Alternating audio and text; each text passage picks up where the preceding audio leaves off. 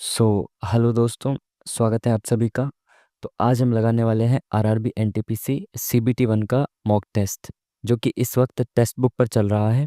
RRB NTPC CBT one exam date out mega live test के नाम से। ठीक है जी।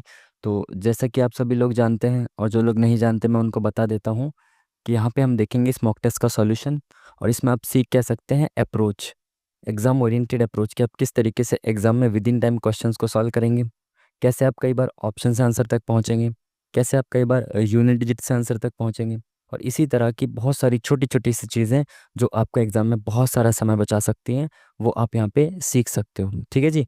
और आपको ये भी पता है कि आपके एग्ज़ाम की डेट आउट हो चुकी है, 5 जून से आपके एग्ज़ाम शुरू हो चुके हैं। तो अब मॉक टेस्ट आप ये समझ लीजिए कि एकदम मैंडेटरी हो गया है, बहुत ज़रूरी है मॉक टेस्ट लगाना आपको। तो डेली कम से कम एक मॉक टेस्ट, और अगर आप लगा सकते हैं तो 2 मॉक टेस्ट डेली लगाने हैं आपको मॉक टेस्ट। ठीक है। हम भी कोशिश करेंगे कि कम से कम डेली एक तो लगाया ही जाए, और हो सके तो 2 मॉक टेस्ट को भी अपलोड किया जाए। ठीक है। तो चलिए शुरू करते हैं फिर आज का मॉक टेस्ट।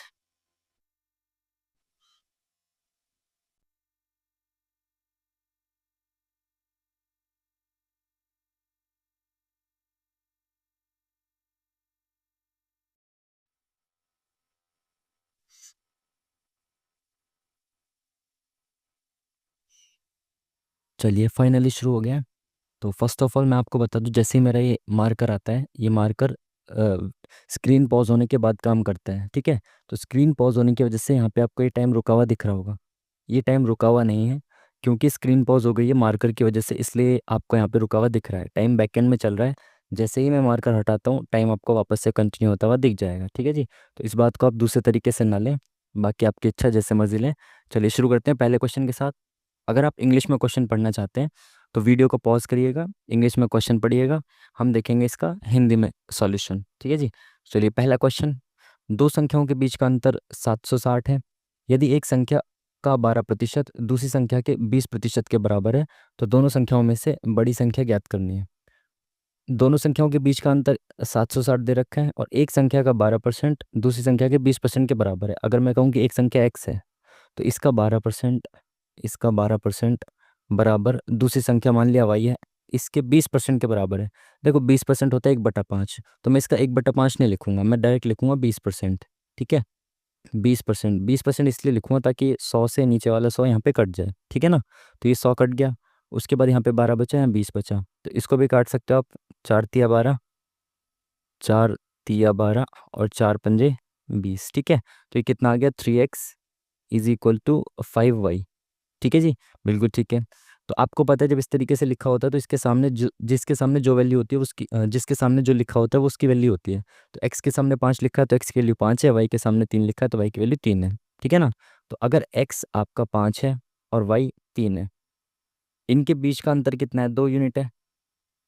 लेकिन एक्चुअली में जो डिफरेंस है वो कितना दे रखा है, 760।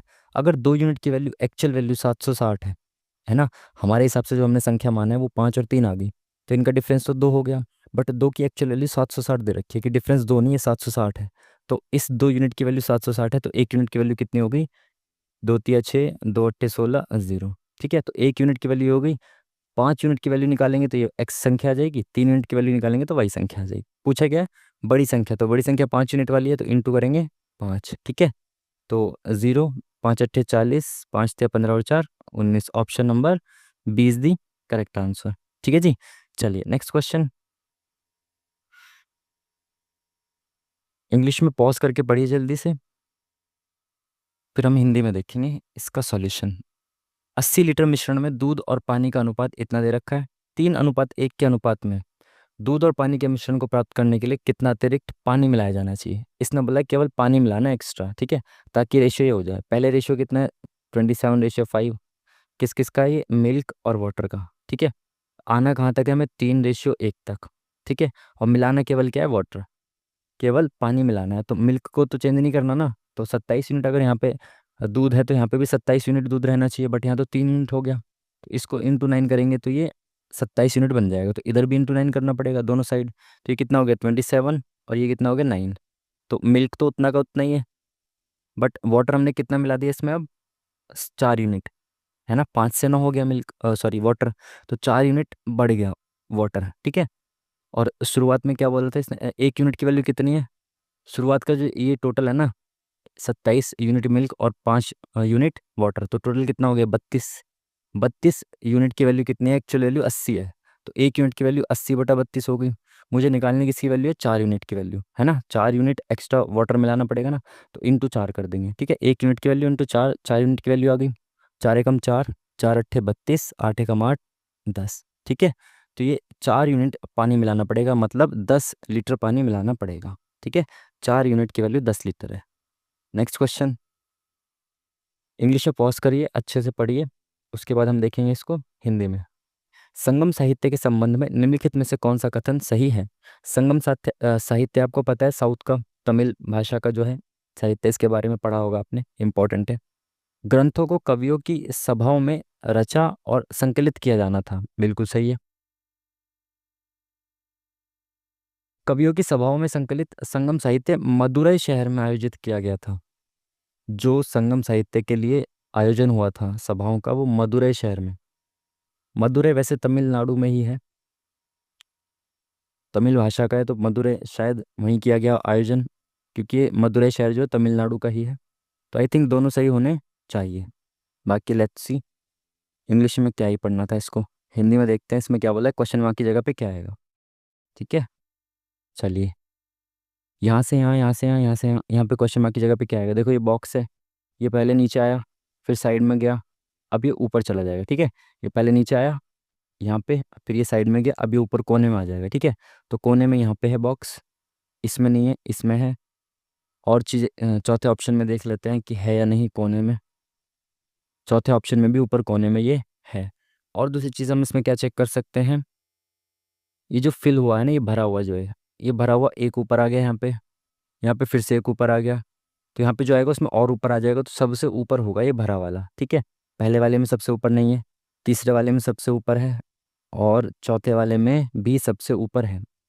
तो अब हम देख लेते हैं इसको, ये जो यहाँ पे बन रहा है ना, ये जो एग बन रहा है, तो ये यहाँ से ऊपर गया, फिर साइड में गया, अभी ये नीचे आ जाएगा, पहली बात, ठीक है।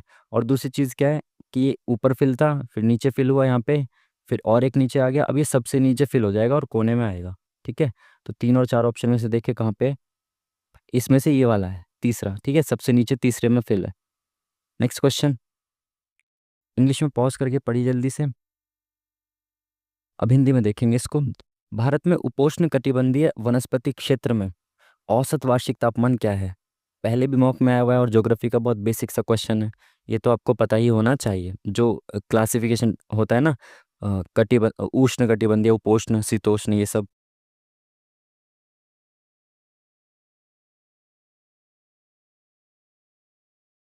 उपोष्ण कटिबंधीय वनस्पति का जो औसत वार्षिक तापमान होता है वो कितना होता है, 17 से 24 डिग्री सेल्सियस।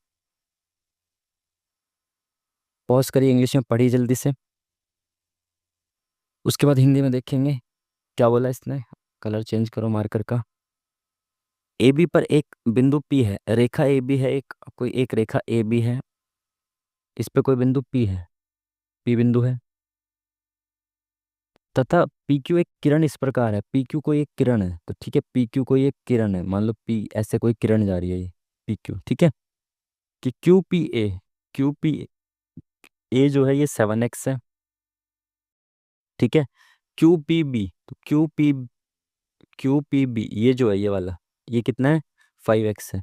गलत बना दिया, ये किरण इधर की साइड जानी चाहिए थी, क्योंकि ये वाला एंगल तो बड़ा है, ये वाला छोटा है, पर कोई नहीं, इससे मतलब नहीं है, डायग्राम से आंसर आना चाहिए।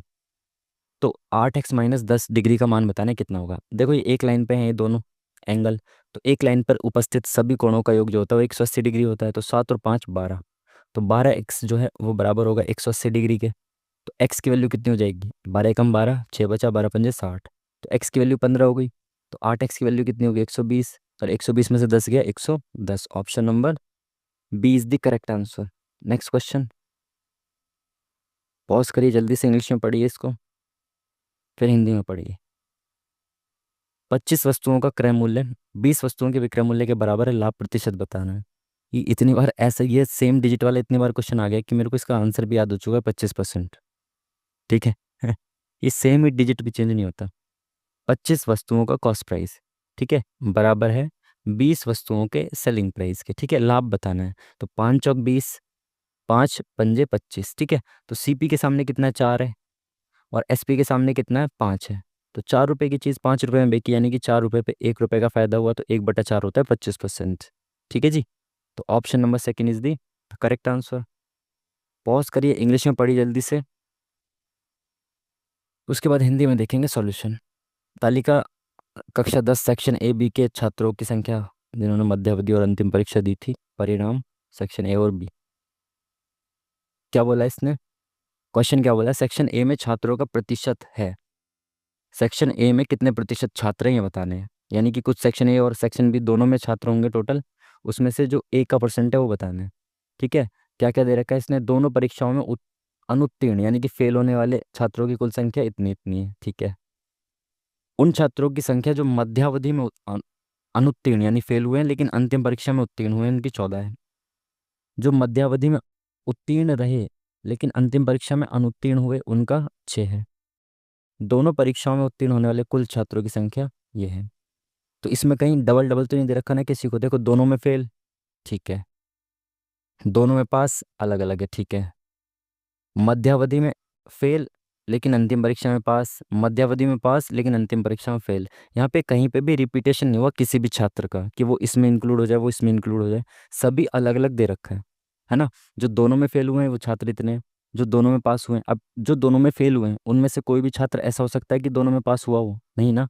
अब जो केवल एक में पास हुआ है मध्यावधि में, वो अंतिम में फेल हुआ है, तो वो इस इन तीनों में से किसी कैटेगरी में नहीं आ सकता ना। ऐसी सेम ये, तो ये चारों कैटेगरी के जो छात्र हैं वो अलग अलग है, कोई भी दूसरी कैटेगरी में नहीं आ सकता। तो यानी कि ये जो है ना, ये सारे ही अलग अलग कैटेगरी के छात्र हैं, तो टोटल संख्या इतनी ही होगी बच्चों की। समझ पाए बात को। तो 8 4 12, 12 6 18, 4 22, 2 4 5 6 और 5 11, तो 112 ये हो गए। इसमें कितने टोटल, सेम वही चीज़, 3 2 5 7 5 12 5, 12 5 17, 2 3 4 5 5 5 10, ठीक है। तो कितना हो गए, 219।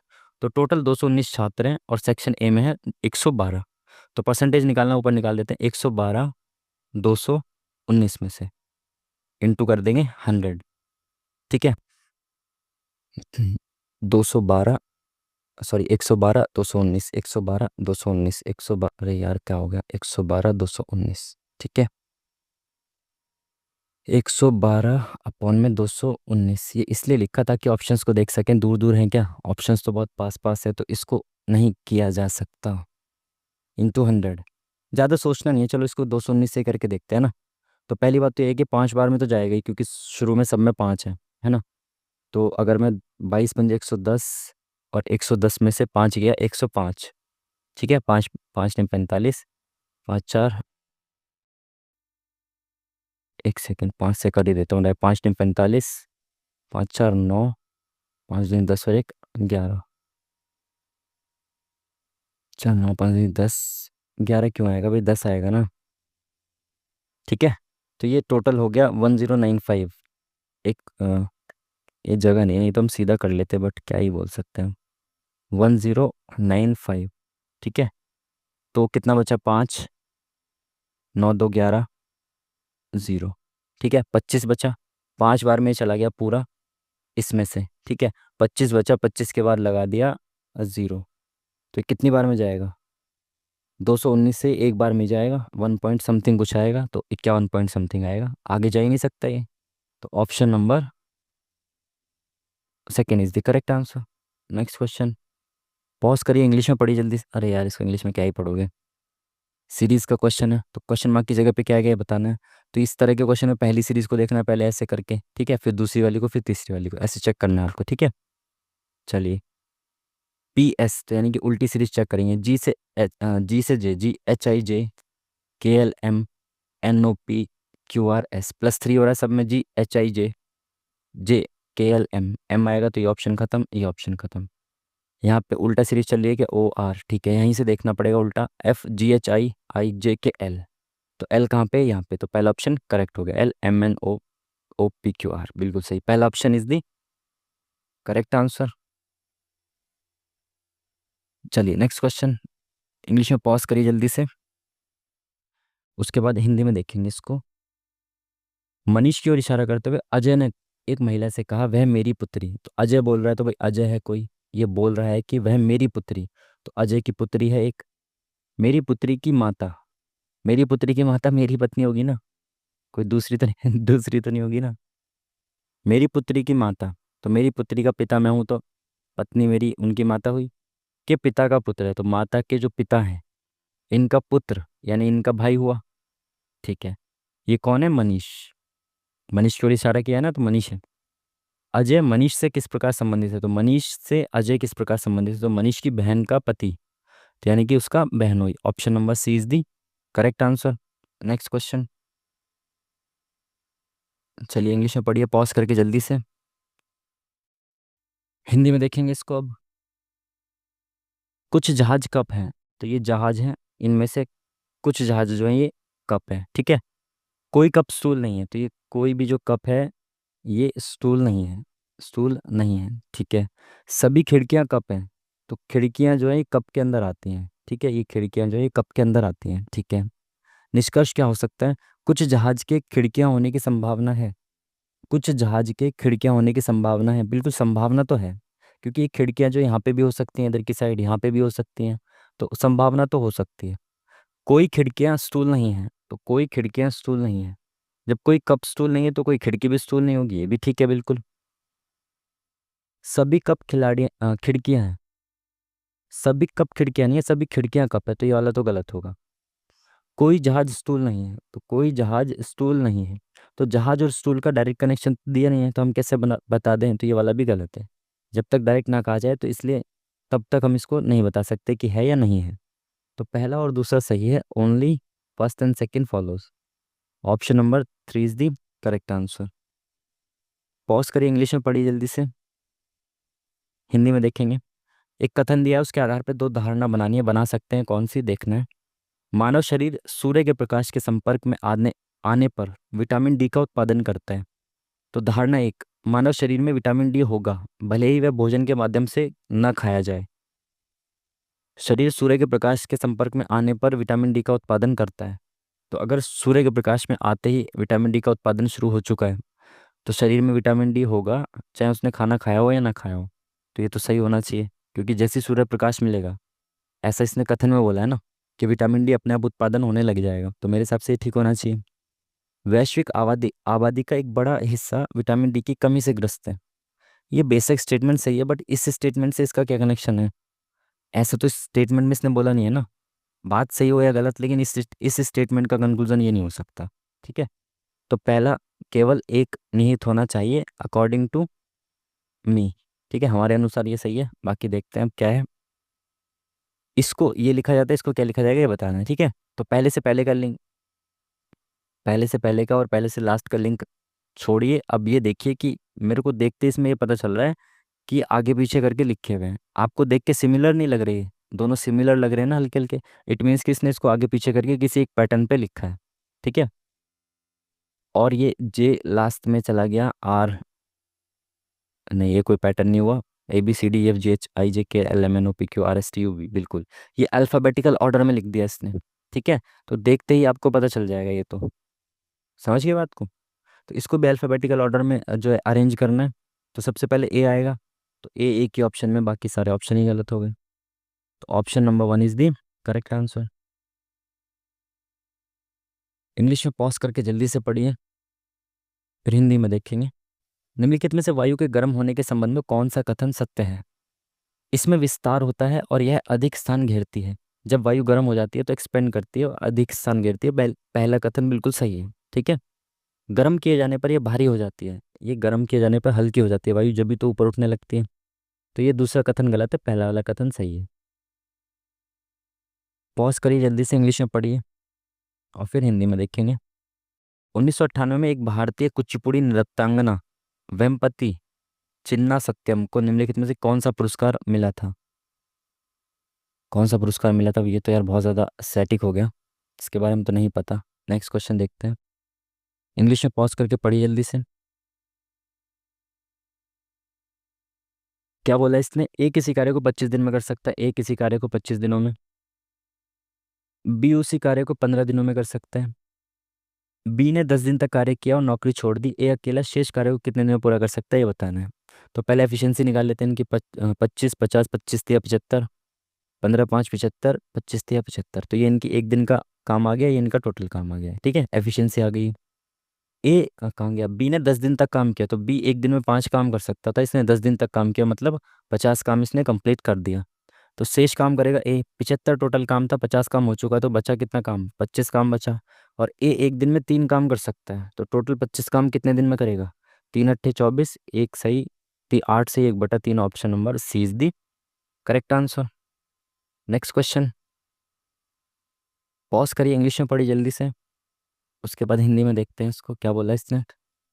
एक बिजली का खंभा एक निश्चित ऊंचाई पर से टूट जाता है और यह 160 मीटर की दूरी पर भूतल से 60 डिग्री का कोण बनाता है, खंभे की शुरुआती ऊंचाई बतानी है। देखो कि खंभा था ये वाला एक, ठीक है, ये एक निश्चित ऊंचाई से टूट गया, हमने कहा यहाँ से टूट गया और ये नीचे ऐसे गिर गया, ठीक है।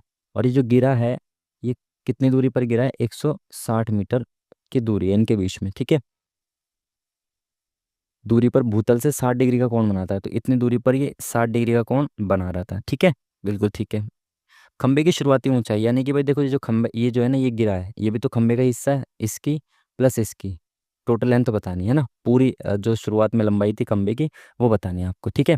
तो आपको पता है, देखो ये क्या है, आधार है, बेस आपको पता है, तो अगर मैं लंब निकाल दूँ ये ऊपर वाला, ठीक है, और फिर उसके बाद ये कर्ण निकाल दूँ, तो मुझे पता चल जाएगा बिल्कुल। तो लंब बटा आधार होता है 10, तो 10/60 कितना होता है, √3।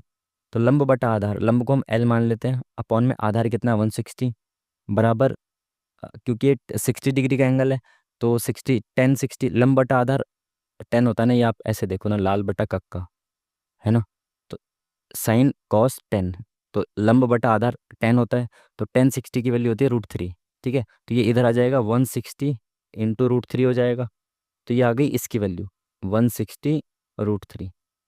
इसी तरीके से हमें इसकी कर्ण की वैल्यू निकालनी है, तो जहाँ पे कर्ण होता है उसको देख लो, शुरुआत में देख लो, लंब बटा कर्ण, है ना, तो लंब बटा कर्ण क्या होता है, शुरुआत में साइन होता है, तो साइन 60 की वैल्यू देखनी है। तो साइन 60 की वैल्यू कितनी होती है, √3/2, और साइन साइन बराबर होता है लंब बटा कर्ण, तो लंब कितना है ये 160, ये लिखा हुआ है, और कर्ण कितना है के, ठीक है, ये बराबर कितना है √3/2, ठीक है। तो ये 2 इधर गया, के इधर आया, ये √3 अगेन नीचे आ गया, √3 से √3 कट गया, तो ये आ गई 320, ठीक है। कर्ण आ गया 320, 16 दूनी 32, बिल्कुल सही, सही क्या है ना, इधर गया, ये 2 इधर गया, 3, बिल्कुल सही। तो ये आ गया, खंबे की ऊंचाई कितनी हो जाएगा, अब इन दोनों को जोड़ दो, 160 और ये प्लस करेंगे तो क्या हो जाएगा, 160 कॉमन आ जाएगा, अंदर बचेगा यहाँ पे √3 प्लस 16 दूनी 32, ठीक है। तो 160, 3 √3 अब +2, option number 1 is the correct answer. Next question, जल्दी से आगे बढ़ेंगे, इंग्लिश में पॉज करके पढ़िए जल्दी से। क्या बोला इसने, 1 - 10² 45, 1 + 10² 45।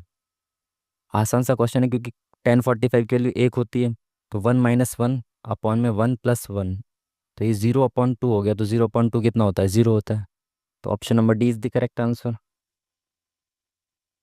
चलिए नेक्स्ट क्वेश्चन, इंग्लिश में पॉज करके पढ़िए जल्दी से, हिंदी में। क्या बोला इसने, जातक कथाएं किस संप्रदाय से जुड़ी हैं, तो जातक कथाएं बौद्ध संप्रदाय से जुड़ी हैं, गौतम बुद्ध की जो पुनर्जन्म की कथाएं हैं ना, उनके बारे में जो लिखी गई हैं जातक कथाएं, ठीक है। इंग्लिश में पॉज करके पढ़िए जल्दी से, उसके बाद हिंदी में देखेंगे। डैश के तहत 1813 से 1823 तक गवर्नर जनरल सर्वोपरिता की एक नीति शुरू की गई थी। कंपनी दावा करती थी कि उसकी सत्ता सर्वोपरि या सर्वोच्च है, शक्ति भारतीय राज्यों से अधिक थी। किसके तहत, अब ये ब्रैकेट में एक हिंट भी दे दिया कि 1813 से 1823 तक वो गवर्नर जनरल था, तो 1813 से 23 तक कौन गवर्नर जनरल है इसमें से, लॉर्ड हेस्टिंग्स। लो, आपको अगर ये आगे का नहीं भी पता था तो इतना पता होना चाहिए था कि गवर्नर कौन था, तब भी आप पहुंच जाते हैं आंसर तक। चलिए नेक्स्ट क्वेश्चन, क्या बोल रहा है ये, एच का के से संबंध, तो एच ये रहा, के ये रहा, पूरा आपको निकालना पड़ेगा ये संबंध। तो एच और ये डॉलर का साइन आई। इसका मतलब है कि एफ जी की माता है। तो ये एफ माता है किसकी? जी की, यानी कि आई की माता है ये, ठीक है। आई प्लस जे का मतलब क्या है? एफ जी का पिता है। तो ये पिता है किसके? जी के। तो जी कौन है यहाँ पे? जे है। अब इसके नीचे ना आ जाए कोई। जे माइनस के का मतलब है एफ जी की, जी का भाई है। तो ये एफ जो है ये भाई है किसका? जी का, यानी कि के का भाई है, ठीक है। एच के से किस प्रकार संबंधित है? तो के पिता की माता, यानी कि उनकी दादी। Option number one is the, sorry, option number three is the correct answer. चलिए इंग्लिश में पॉज करके जल्दी से पढ़िए, उसके बाद हिंदी में देखेंगे। एशियाई कुश्ती चैंपियनशिप 2024 में 57 किलोग्राम भारत के लिए किसने रजत पदक हासिल किया? करंट अफेयर का क्वेश्चन। सुशील कुमार तो नहीं होंगे ना? सुशील कुमार जी तो किसी दूसरी जगह पे है ना इस वक्त।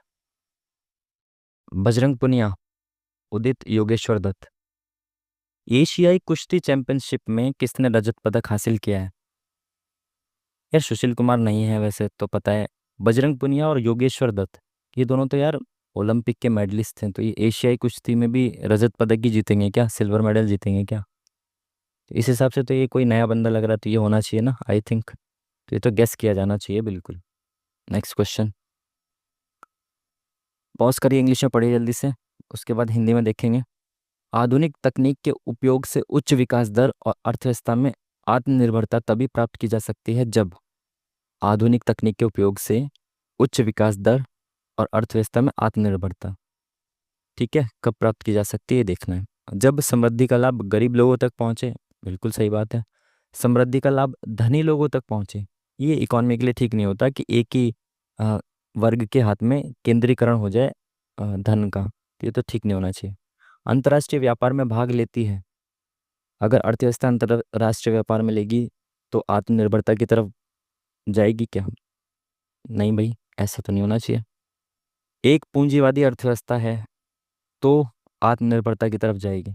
पहला वाला ऑप्शन ज़्यादा सही लग रहा है इसमें ना, गरीब लोगों तक अगर लाभ पहुंचेगा तो वो आत्मनिर्भरता तक जाएगी ना, क्योंकि जो लोग गरीब हैं, जो जिनकी आवश्यकताएं पूरी नहीं हो पाती, उन तक भी तो जाना चाहिए ना ग्रोथ का लाभ। तो मेरे हिसाब से तो पहला ज़्यादा सही लग रहा है, देखते हैं बाकी। इंग्लिश में पॉज करिए जल्दी से, उसके बाद हिंदी में देखेंगे। एक छात्र 30% अंक प्राप्त करता है, 50 अंकों से अनुत्तीर्ण हो जाता है, जबकि एक अन्य छात्र 42% अंक प्राप्त करता है और आवश्यक न्यूनतम उत्तीर्ण अंकों से 58 अंक अधिक प्राप्त करता है। परीक्षा के लिए उत्तीर्ण अंक कितने हैं बताना है। देखो 30% प्राप्त करता है तो 50 से फेल हो जाता है, 42% प्राप्त करता है तो पासिंग मार्क्स से भी 58 ज़्यादा ले आता है। तो इनके बीच में डिफरेंस कितने का है? 12% का है। लेकिन नंबर्स में देखा जाए तो कितने का है? देखो 50 नंबर से वो फेल हो रहा था, तो 50 तो इसने कवर किए ही किए, प्लस 42% लाने में इसने 58 एक्स्ट्रा और लिया है, तो 50 कवर करके 58 और एक्स्ट्रा लिया है, तो यानी 12% की वैल्यू कितनी है? 108 है। तो 1% की वैल्यू कितनी होगी? 12 × 108 9। तो 1% की वैल्यू 9 हो गई। पूछा गया परीक्षा के लिए उत्तीर्ण अंक कितने हैं, तो जब वो 30% ला रहा था तो 50 अंक से अनुत्तीर्ण हो जा रहा था। देखो 1% की वैल्यू 9 है, तो 30% की कितनी हो जाएगी? 270, है ना। और यहाँ पे अगर उसके 50 नंबर और आ जाते तो वो पास हो जाता, तो इसमें 50 और जोड़ दो तो कितना हो जाएगा? 320। Option number one is the correct answer. ठीक है जी, एक सेकंड रुकते हैं, थोड़ा सा पानी पीते हैं।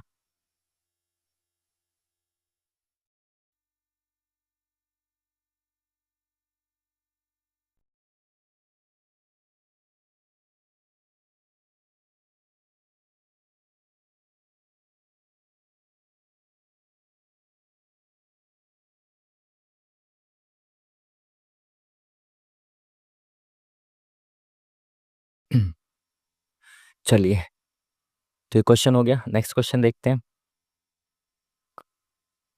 इंग्लिश में पॉज करके पढ़ ली इसको, क्या इंग्लिश में पढ़ना था वैसे, देखते हैं। चलिए अब क्या बोला इसने कि कौन से दो साइन आपस में चेंज करने हैं कि ये इक्वेशन जो है वो करेक्ट हो जाए, सेटिस्फाई हो जाए। तो माइनस को डिवाइड के साथ चेंज करना है। अगर मैं डिवाइड को माइनस की जगह रख देता हूँ तो कंप्लीट डिवाइड हो पाएगा? 12×72 बिल्कुल। तो इसको रख सकता हूँ, मैं चेक करता हूँ। 12×72 प्लस 8×48, है ना, 8×48, और डिवाइड की जगह -24, ठीक है। तो ये कितना हो गया? 54। 54 में से 24 गया, कितना बचा? 30 बचा ना। 40×50 बिल्कुल सही, पहले ही ऑप्शन करेक्ट दे दिया इन्होंने। ठीक है ना, माइनस और डिवाइड को चेंज करना था ना। 6 + 8 = 48 माइनस 24। 24, ठीक है। चलिए, पहले क्वेश्चन, पहला ही ऑप्शन करेक्ट हो गया। नेक्स्ट क्वेश्चन, इंग्लिश में पॉज करके पढ़िए जल्दी से। अब इसको हिंदी में देखेंगे। क्या बोला इसने? एक व्यक्ति पहले 90 किलोमीटर की दूरी इतने किलोमीटर प्रति घंटे की गति से तय करता है। अगले 180 किलोमीटर की दूरी इसकी स्पीड से तय करता है। अगले 120 किलोमीटर की दूरी x किलोमीटर प्रति घंटे की गति से तय करता है। पूरी यात्रा के लिए उसकी औसत गति इतनी है, तो x का मान बताना है। 90 किलोमीटर पहले वो 40 की स्पीड से, 180 किलोमीटर 60 की स्पीड से, 120 किलोमीटर x की स्पीड से तय करता है। तो एवरेज स्पीड बतानी है। सॉरी, एवरेज स्पीड दे रखी है, x की वैल्यू बतानी है। तो एवरेज स्पीड आपको पता है क्या होता है कि टोटल डिस्टेंस अपॉन में टोटल टाइम, है ना। तो टोटल डिस्टेंस इसने कितना कवर किया? 90, 180 और 120। तो टोटल कितना हो गया डिस्टेंस? 90 + 180 + 120। ये तो टोटल डिस्टेंस हो गया, ठीक है। लिख ही लेते हैं ना, फिर यहाँ पे कम जगह रहती है। इसको पहले टोटल डिस्टेंस को लिख लेते हैं, कितना हो गया ये? 180, 20, 200, 300, 390, है ना। 390 हो गया टोटल डिस्टेंस, अपॉन में टोटल टाइम। तो टोटल टाइम कितना ये देखना है आपको। तो टोटल टाइम 90 किलोमीटर 40 की स्पीड से चला, तो टाइम बराबर होता है डिस्टेंस अपॉन में स्पीड। तो यहाँ पे डिस्टेंस कितना है? 90 का, और स्पीड क्या है? 40 की। तो यहाँ पे कितना टाइम लगा? 9/4, 9/4 टाइम लगा। प्लस दूसरे वक्त यहाँ पे कितना टाइम लगा? 180 किलोमीटर 60 की स्पीड से गया वो, तो 1 घंटे में 60 चल रहा था, तो 180 3 घंटे में चल दिया होगा इसने, ठीक है। प्लस अगले 120 किलोमीटर को वो एक्स की स्पीड से चल रहा था, तो 120 किलोमीटर उसने एक्स की स्पीड से चला, तो इतना टाइम लगा उसको, ठीक है। कुल मिला के उसकी जो स्पीड थी, सॉरी एवरेज स्पीड थी, वो कितनी थी? इतनी थी। तो इसको सॉल्व करें तो 57 × 9 करना है, तो 57 × 10 कर देता हूँ, तो ये आ जाएगा 570, ठीक है। बट इसमें से मेरे को 57 घटाना है, और फिर +7 भी करना है। तो यानी कि इसमें से 50 घटाया 520 आ जाएगा, ठीक है। मैंने इसको 9 से मल्टीप्लाई करना था, मैंने डायरेक्ट 10 से कर दिया। 9 से मल्टीप्लाई करके 7 जोड़ना था, तो मैंने इसमें 10 से कर दिया मल्टीप्लाई, और 50 घटा दिया, ठीक है। तो 520 आ गया, अपॉन में 9 आ गया, ठीक है। अभी नीचे वालों को प्लस करके इधर मल्टीप्लाई में ले जाएंगे। यहाँ पे डिवाइड में है ना ये नीचे वाले, तो यहाँ पे इधर लेके इनटू में ले आएंगे इसको। तो यहाँ पे 4 है नीचे, तो यहाँ पे भी अगर मैं 4 बना दूँ इसके नीचे, तो 4 से ऊपर मल्टीप्लाई करूँगा तो ये 12 बन जाएगा, ठीक है। तो 12 और 8 20, और एक 21/4 हो गया ये। 21/4 + 120 अपॉन में x हो गया ये। तो ये कितना हो गया? 21x प्लस, यहाँ पे डायरेक्ट में इंटू में करके लिख देता हूँ ना, 21x प्लस 12×4 = 48, 480 अपॉन में 4x, ठीक है। बिल्कुल ठीक है। तो ये वाला नीचे वाला यहाँ से तो ख़त्म हो गई, ठीक है। अब इसका कलर बदल देते हैं, थोड़ा सा किचपिच ना हो जाए। ये ख़त्म। यहाँ पे ये 9 बचा, तो मैं इस 9 को इधर ले आता हूँ, और ये मेरे को दिख रहा है यहाँ पे 13 से कटता हुआ, ठीक है। तो मैं इस 390 को यहाँ ले आता हूँ। तो ये 0 से 0, 13 तिया 39, 13 चौका 52, ठीक है। तो ये 3 इधर ले जाता हूँ वापस से, तो 9 तिया 27 हो जाएगा, ठीक है। ये कट चुका है यहाँ से, और यहाँ पे 4 बचा, और ये 4 से 4 कट गया, ठीक है। बिल्कुल ठीक है। तो ये x यहाँ पे बचा, तो ये x डिवाइड में इधर ले जाऊंगा, तो ये 27x हो जाएगा, ठीक है। सॉरी, थोड़ा सा किचपिच हो गई है, बट आप समझ पा रहे होंगे आई थिंक। तो यहाँ पे 21x + 480 बचा हुआ है, यहाँ पे 27x है, तो 21x इधर ले आऊँगा, तो ये कितना हो जाएगा? 27 में से 21x गया, तो 6x बचा। तो x बराबर 480/6, 6 × 8 = 48, 0। तो x बराबर 80 आ गया। पूछा गया इसने x की वैल्यू पूछे, तो x बराबर 80 आ गया, ठीक है जी। चलिए नेक्स्ट क्वेश्चन। पॉज करिए, इंग्लिश में पढ़िए जल्दी से, उसके बाद हिंदी में देखेंगे। कैंडिडेट्स शतरंज टूर्नामेंट जीतने वाले सबसे कम उम्र के खिलाड़ी कौन बने हैं, ये आपको बताना है। तो करंट अफेयर का क्वेश्चन है। डी गुकेश, प्रज्ञानंद, पता नहीं, इसके बारे में बाद में देख लेंगे, तुक्का मारना होगा तो। पॉज करके पढ़िए जल्दी से, उसके बाद हिंदी में देखें इसको। क्या बोला इसने कि एक अनुक्रम है ये, उसका 10वां पद ये दे रखा है, 20वां पद ये दे रखा है, 100वां पद क्या होगा ये बताना है, ठीक है। तो 10वां पद दे रखा है, और ये APA है। तो nth टर्म आपको पता है, nth टर्म क्या होती है? n plus n minus, sorry a, ये a है, a + n-1 × d, ठीक है। a पहला पद, n जो पूछा है वो वाला पद, और d डिफरेंस, तो पहले इनका डिफरेंस निकाल लें। तो सेकंड वाले में से माइनस कर दो पहले वाले को, तो कितना डिफरेंस आ गया, ए से ए खत्म, माइनस बी आ गया इनका डिफरेंस। ठीक है, माइनस बी आ गया डिफरेंस, यहाँ पे डी माइनस बी आ जाएगा। तो nth टर्म यानी कि 10वां पद दे रखा 20, तो 20 बराबर पहला पद क्या ए है प्लस एन, एन कितना है 10, तो 10 माइनस 1 9, इंटू डी कितना है, डिफरेंस कितना है माइनस बी, तो इंटू माइनस बी। तो ए माइनस 9b, ये कितना हो गया, ए माइनस 9b बराबर 20। तो एक इक्वेशन पहली ये बन गई। दूसरा क्या दे रखा है इसने, 20वां पद, तो 20वां पद 10 है बराबर ए प्लस, यहाँ पे एन कितना रखने का, एन कितना 20, 20 माइनस 1 19, और 19d यानी कि माइनस बी 19b। ठीक है, ये माइनस का है, इंटू करेंगे तो ये माइनस हो जाएगा, ए माइनस 19b बराबर कितना है 10 है। तो ये दो इक्वेशन बन गई। अब इसमें से मान निकालें, तो ए को काट देते हैं, साइन चेंज करते हैं, नीचे माइनस प्लस माइनस, ये खत्म। यहाँ पे कितना 19 में से 9 गया, कितना बचा 10b बराबर 10। ठीक है, 20 में से 10 गया, बी बराबर कितना आ गया, एक आ गया, बिल्कुल सही। ठीक है ना, माइनस बी ए, कोई दिक्कत वाली बात नहीं, ए माइनस माइनस 10 बिल्कुल सही। तो बी बराबर आ गया एक। अब निकालना क्या, एक्सवा पद, तो एक्सवा पद कितना आ जाएगा, ए प्लस ए प्लस ए प्लस ए प्लस एन माइनस 1, तो एन कितना आ गया एक्स माइनस 1 इंटू डी, तो डी कितना है माइनस बी, तो माइनस 1 आ गया, बिल्कुल सही। तो एक्स एक्स व पद है ना, तो ए कितना आया था हमारा, ए की वैल्यू तो हमने निकाली नहीं, तो ए की वैल्यू कितनी हो जाएगी भाई, ए की वैल्यू कहाँ पे है, ए यहाँ पे है, तो बी कितना आ गया, एक आ गया, तो इधर जाएगा तो प्लस 9 हो जाएगा, तो ए हो जाएगा 29। पहली इक्वेशन में मैंने बी की वैल्यू रख दी, तो ए हो गया 29 plus x minus minus plus 1। ठीक है, तो ये कितना हो गया, सॉरी सॉरी, इसमें माइनस होगा ना, माइनस एक्स हो जाएगा ये। ठीक है, एक्स की माइनस 1 से इंटू होगी minus x, minus minus plus 1। ठीक है, अब भी ऑप्शन में मैच तो नहीं कर रहा ये, अच्छा अच्छा, 29 और 1 30 हो जाएगा, 30 माइनस एक्स। ठीक है ठीक है ठीक है, तो 30 minus x, option number D. ये किच पिच के से बहुत सारा टाइम खराब हो रहा है, बहुत कम टाइम बच रहा है, थोड़ा सा तेजी से चलते हैं। अगर ऐसे क्वेश्चन आते रहे तो जल्दी हो जाएगा। ठीक है टाइम से पहले ये वाले क्वेश्चन।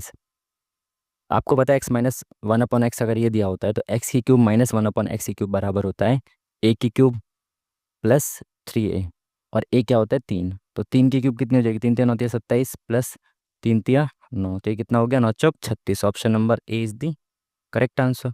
चलिए नेक्स्ट क्वेश्चन, इंग्लिश में पढ़ लीजिए पॉज करके अच्छे से, हिंदी में देखेंगे। क्या बोला इसने, कथन दिया है क्या भारत में सभी आयु वर्ग की महिलाओं और लड़कियों के लिए पूरी शिक्षा मुफ्त की जानी चाहिए। तर्क एक, नहीं, यह हमारे वर्तमान सामाजिक संरचना को कमजोर करेगा।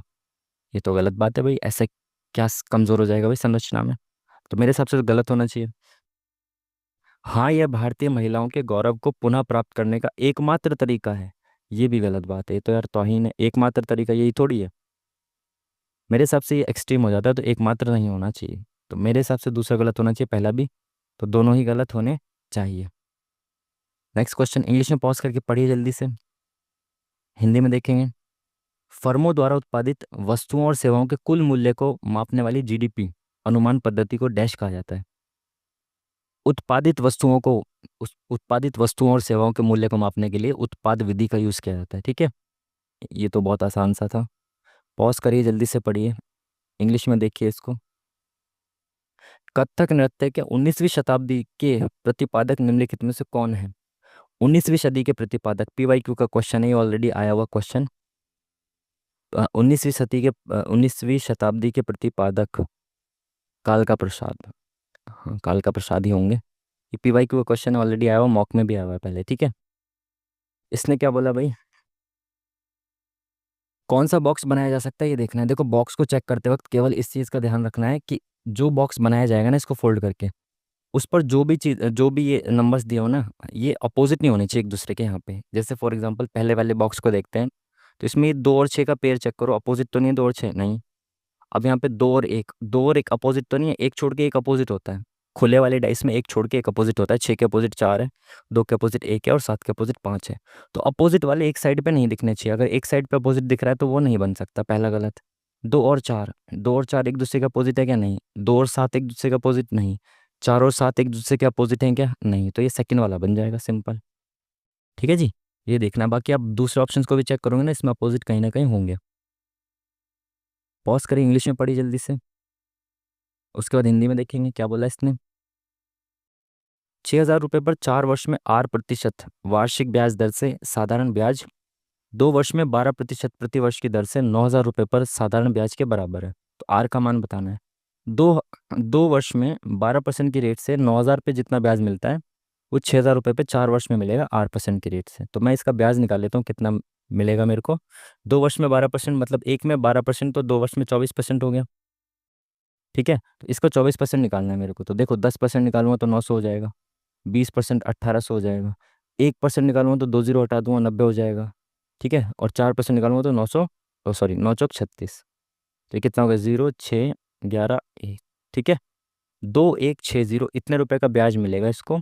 कितने रुपए पे? इस पे निकालना है अब, ये कितना परसेंट है इसका, ये देखना है हमें। 6,000 रुपये पे इतना ब्याज मिलेगा तो ये कितने परसेंट हो जाएगा? इंटू 100। बराबर ब्याज मिलेगा ना, इस पे भी उतने ब्याज मिलेगा, तो देखें कितना परसेंट बन जाएगा। 0 से 0 खत्म, ये जीरो खत्म, 6 × 3 = 18, 6 × 6 = 36। तो ये 36% है। तो 36% ब्याज मिलेगा 4 वर्ष में, तो एक वर्ष में 9% मिलना चाहिए, तभी तो 4 में 36 मिलेगा। तो option number C is the correct answer. Next question. इसको क्या इंग्लिश में पढ़ोगे, इसकी वैल्यू बतानी है। देखो, इन 9 हो गया 3, 13 और 3 16, तो 16 का 4 हो गया, 60 और 4 64, 64 का 8 हो गया, 8 और 1 9, 9 का 3 हो गया। Option number B is the correct answer. Pause करिए, इंग्लिश में पढ़िए जल्दी से, हिंदी में पढ़ेंगे। धिनोधर पहाड़ियाँ, धिनोधर पहाड़ियाँ कहाँ पे हैं भाई? ये धिनोधर पहाड़ियाँ, ये पहले भी आया हुआ क्वेश्चन, और ये पढ़ा हुआ धिनोधर पहाड़ियाँ। धिनोधर पहाड़ियाँ है आपकी गुजरात में, वहाँ पे जहाँ पे एशियाई शेर पाया जाता है। गिर गिर के जंगलों में, वनों में, वहाँ पे धिनोधर पहाड़ियाँ पाई जाती हैं। ठीक है, चलिए नेक्स्ट क्वेश्चन। पॉज कर इंग्लिश में पढ़िए जल्दी से, हिंदी में देखें।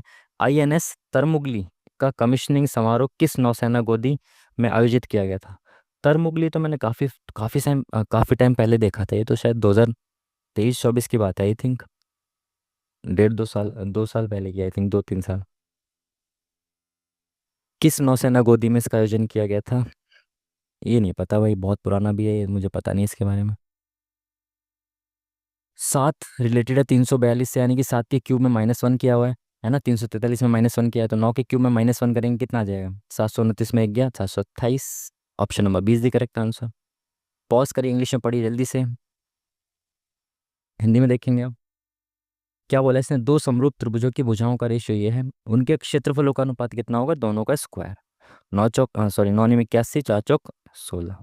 ठीक है, इनकी जो साइड्स का रेशियो होता है, उनका स्क्वायर इनके क्षेत्रफल का रेशियो होता है। ठीक है, तो 81/16, ऑप्शन नंबर 20 दी करेक्ट आंसर।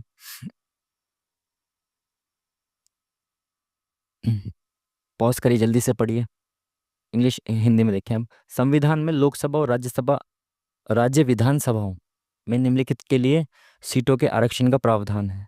एसटीज के लिए है, बिल्कुल है। ओबीसी के लिए कोई प्रावधान नहीं। रिजर्वेशन दिव्यांगों के लिए, महिलाओं के लिए बात चल रही है, 2030-29 में आएगा। तो SC STs के लिए तो आरक्षण अभी फिलहाल है सीट्स का। इंग्लिश में पॉज करिए जल्दी से पढ़िए, हिंदी में देखें। पुश और पुल कारक जनसंख्या के किस घटक से संबंधित है? पुश और पुल फैक्टर होते हैं प्रवास से रिलेटेड, माइग्रेशन से रिलेटेड, है ना। कुछ फैक्टर ऐसे होते हैं जो जाने पर मजबूर करते हैं, और कुछ फैक्टर ऐसे होते हैं जो आने पे मजबूर करते हैं, जैसे अच्छी शिक्षा, है ना, अच्छी स्वास्थ्य सुविधाएं, ये सब चीज़ें। तो पुश और पुल जो है वो प्रवास में, ये आपने पढ़ा होगा ज्योग्राफी में। पॉज करिए जल्दी से पढ़िए, हिंदी में देखें क्या बोला इसने। आईटी में मंदी के कारण कई सॉफ्टवेयर इंजीनियरों ने अपनी नौकरी खो दी। ठीक है, आईटी क्षेत्र की नौकरियां सुरक्षित नहीं है, मंदी के कारण कई की नौकरी चली गई। तो भाई ये स्टेटमेंट तो इसको बता रहा है, ये तो सही बता रहा है। ये वाला धारणा बनाई जा सकती है कि अगर नौकरी चली गई मंदी के कारण तो सुरक्षित नहीं है इसमें नौकरियां। मेरे हिसाब से तो पहले ठीक होना चाहिए। आईटी क्षेत्र की कंपनियां अक्सर सॉफ्टवेयर इंजीनियरों को निकालती हैं, ऐसा कहाँ बोला इसने भाई? इसमें कहाँ निकालती है? इसने कहा नौकरी खो दी उन्होंने सॉफ्टवेयर इंजीनियर ने मंदी के कारण। तो दूसरा गलत होना चाहिए, पहला सही होना चाहिए। अगेन वही स्टेटमेंट का क्वेश्चन, पॉज करिए पढ़िए इसको, हिंदी में देखेंगे।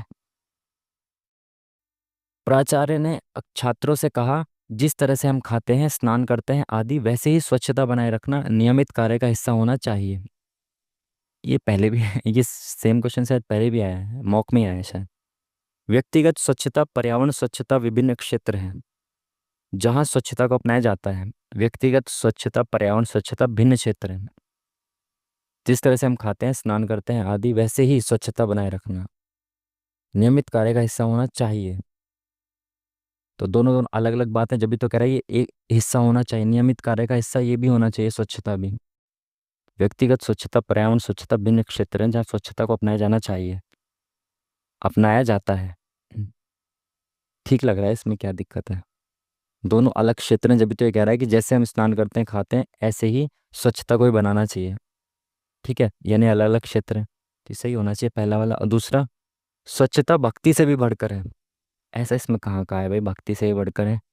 तो पहला ही ठीक होना चाहिए, बाकी दूसरा तो नहीं होना चाहिए। पॉज करिए, जल्दी से पढ़िए इंग्लिश में, हिंदी में देखेंगे इसको। कक्षा में 15 छात्र और एक शिक्षक की औसत आयु 18 वर्ष है। यदि शिक्षक की आयु हटाई जाती है तो छात्रों की औसत आयु 1 वर्ष कम हो जाती है। तो शिक्षक की आयु कितनी है? देखो ये 15 छात्र, एक शिक्षक है, तो टोटल 16 लोग हैं जिनकी एवरेज आयु कितनी है? 18 है। एक शिक्षक चला गया, ठीक है, तो शिक्षक जो गए हैं वो अगर 18 ले जाते तो कोई दिक्कत नहीं थी, वो इतना ले गए कि सब में से एक एक और कम हो गया, तो वो गए, तो एवरेज के बराबर तो लेके गए 18, प्लस इतना एक्स्ट्रा लेके गए कि यहाँ पे जो 15 लोग बचे थे इन सबको भी अपना एक एक देना पड़ा इनको, तो यानी सबसे एक एक और एक्स्ट्रा लेके गए, तभी तो एवरेज एक कम हो गया ना। तो 8 5 13, 2 और 1 3, तो उनकी एज जो है वो 33 है। Option number C is the correct answer. ठीक है जी, चलिए नेक्स्ट क्वेश्चन, इंग्लिश में पॉज करके पढ़िए जल्दी से, हिंदी में देखें। पंजाब लोक सेवा आयोग के अध्यक्ष के रूप में किसे नियुक्त किया गया? अब सूखा करंट अफेयर एकदम, अब इसमें तो क्या ही, कुछ भी नो आइडिया, क्या ही गैस भी कर सकते हो आप, इसमें क्या ही करोगे। पॉज करिए जल्दी से, इंग्लिश में पढ़िए, हिंदी में देखें इसको क्या बोला है इसने। 5 मित्र हैं, उत्तर के सम्मुख होकर बैठे हैं, ठीक है। टिया और राज के बीच 3 मित्र बैठे हैं। परफेक्ट इन्फॉर्मेशन के साथ शुरू करना है। वरुण राज के निकटतम बाएं बैठा है, तो वरुण जो है वो राज के निकटतम बाएं बैठा है, सॉरी, ठीक है, राज के निकटतम बाएं बैठ गया। अमित के दाएं से दूसरे स्थान पर, और अमित के दाएं, देखो यहाँ पे जब और लिखा है ना तो ये पहले व्यक्ति के बारे में, यानी कि वरुण के बारे में बोल रहा है। अगर यहाँ पे जो की लिखा होता तो सेकंड राज के बारे में बोलता, ठीक है। यानी कि वरुण जो है वो अमित के दाएं से दूसरे स्थान पर, वरुण जो है वो अमित के दाएं से दूसरे, यानी कि एक और ये दूसरा, ठीक है। बीच वाले स्थान पर कौन बैठा है ये बताना है, कुछ छूट गया। टिया और राज के बीच 3 मित्र बैठे थे, टिया और राज, तो राज यहाँ पे है और टोटल 5 लोग हैं, तो टिया यहाँ पे होगी, आगे तो जा नहीं सकते, तो 3 लोग ये हो गए। बीच में कौन बैठा है? जो अभी तक नहीं बैठा वो बीच में बैठा होगा। अमित बैठ चुका, वरुण बैठ चुका, कंचन नहीं बैठी, तो option number C is the correct answer, Kanchana. चलिए इसने क्या बोला है भाई, इंग्लिश में पढ़ना चाहते हैं क्या आप? बिल्कुल पढ़ना चाहते हैं, इंग्लिश में पॉज करके पढ़िए जल्दी से। नीचे भी क्वेश्चन है कि नहीं? इतना ही क्वेश्चन है। चलिए क्या बोला इसने, देखें, कलर बदल देते हैं पहले। क्या बोला, आंकड़ों के आधार पर 2017 की तुलना में अप्रैल जनवरी 2017 की तुलना में अप्रैल 2017 में बाइक के अलावा अन्य वाहनों के पंजीकरण में डैश वृद्धि हुई है। क्या दे रखा है भाई ये सब? एक्स शहर में 2017 से 6 महीने बाइक और कुल वाहनों के पंजीकरण को दर्शाता है। चार्ट में पहली संख्या बाइक को दर्शाती है, दूसरी संख्या कुल वाहनों की संख्या को दर्शाती है।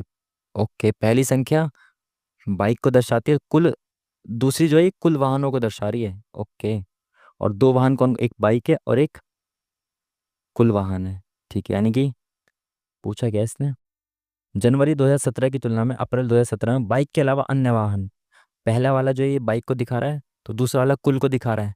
दूसरे में से पहले को माइनस करूंगा तो भाई ये अन्य वाहन आ जाएंगे। समझ पा रहे बात को? 21 के पास तो बाइक है और 27 टोटल वाहन है, तो 6 जो होंगे उनके पास बाइक से अलावा कुछ और होगा ना। बिल्कुल बिल्कुल, अच्छा क्वेश्चन है। तो बोल रहे 2000 जनवरी 2017 की तुलना में, जनवरी 2017 की तुलना में अप्रैल 2017, अप्रैल 2017 में बाइक के अलावा अन्य वाहनों के पंजीकरण में वृद्धि हुई है। तो बाइक के अलावा अन्य वाहन कितने के पास है? टोटल 35 हैं। 20 के पास बाइक है तो 15 अन्य वाहन है। तो जनवरी की तुलना करनी है तो जनवरी में 6 थे, अप्रैल में 15 हो गए, तो 9 बढ़ गए, प्लस 9। ठीक है, तो 9 तो है ही नहीं इसमें। अच्छा, संख्या हजार में तो नहीं होगी, हजार में संख्या दे रखी है तो 9,000। ठीक है, यानी एक रेशियो के वैल्यू 9,000 दे रखी है, एक वैल्यू की 1000 दे रखी है, तो 9 की 9,000 हो जाएगी। ठीक है, चलिए इंग्लिश में पॉज करिए, जल्दी से पढ़िए। हिंदी में देखें, निम्नलिखित में से कौन एक पादप हार्मोन है? पादप हार्मोन बताना है। इंसुलिन, आपको पता है इंसुलिन के बारे में, पादप का नहीं है। ठीक है, डायबिटीज वगैरह पढ़ा होगा आपने। थायरॉक्सिन, अगेन जिबरेलिन, एस्ट्रोजन भी होता है। तो ये तीन तो मानव के ही लग रहे हैं, तो ये नहीं होना चाहिए मेरे हिसाब से, पादप होना चाहिए वाला। पॉज करें, इंग्लिश में पढ़िए जल्दी से। हिंदी में देखें, तो अच्छा स्पर्श से रिलेटेड है, तो नाक किससे रिलेटेड है? सूंघने से रिलेटेड होगी ना। तो अच्छा स्पर्श महसूस करती है, तो नाक गंध महसूस करती है, सूंघना। पॉज करिए, जल्दी से पढ़िए इंग्लिश में। हिंदी में देखें इसको, क्या बोला इसने भाई? ये बराबर ये है, ये बराबर ये है, तो कौन सा सही होगा ये बताना है आपको। ठीक है, तो अगर यहाँ पे 2 की पावर है कुछ, तो यहाँ पे भी मैं 2 की पावर बना दूँ, तो पावर जब बेस बराबर होगा तो पावर इक्वल होती है। तो यहाँ पे 2 की पावर a+b है, बराबर 8, यानी कि 2 की पावर 3 है। तो बेस इक्वल है, तो ये पावर्स इक्वल हो जाएंगी। जब बेस इक्वल होता है तो पावर्स बराबर होती हैं, तो a+b की वैल्यू कितनी हो गई? 3 हो गई। इसमें क्या बोला है? 8 की पावर a-b, तो 2। तो यहाँ पे 2 की पावर 1 है, यहाँ पे 2 की पावर कितनी है? 2 की पावर 3 की पावर a-b है, तो 3 इंटू a-b हो जाएगा, तो 2 की पावर हो जाएगी 3a-3b, है ना। बराबर कितना है? 2 की पावर 1, तो इसकी वैल्यू 1 हो जाएगी, तो 3a-3b बराबर 1 हो गया। ठीक है, तो हमें क्या करना होगा?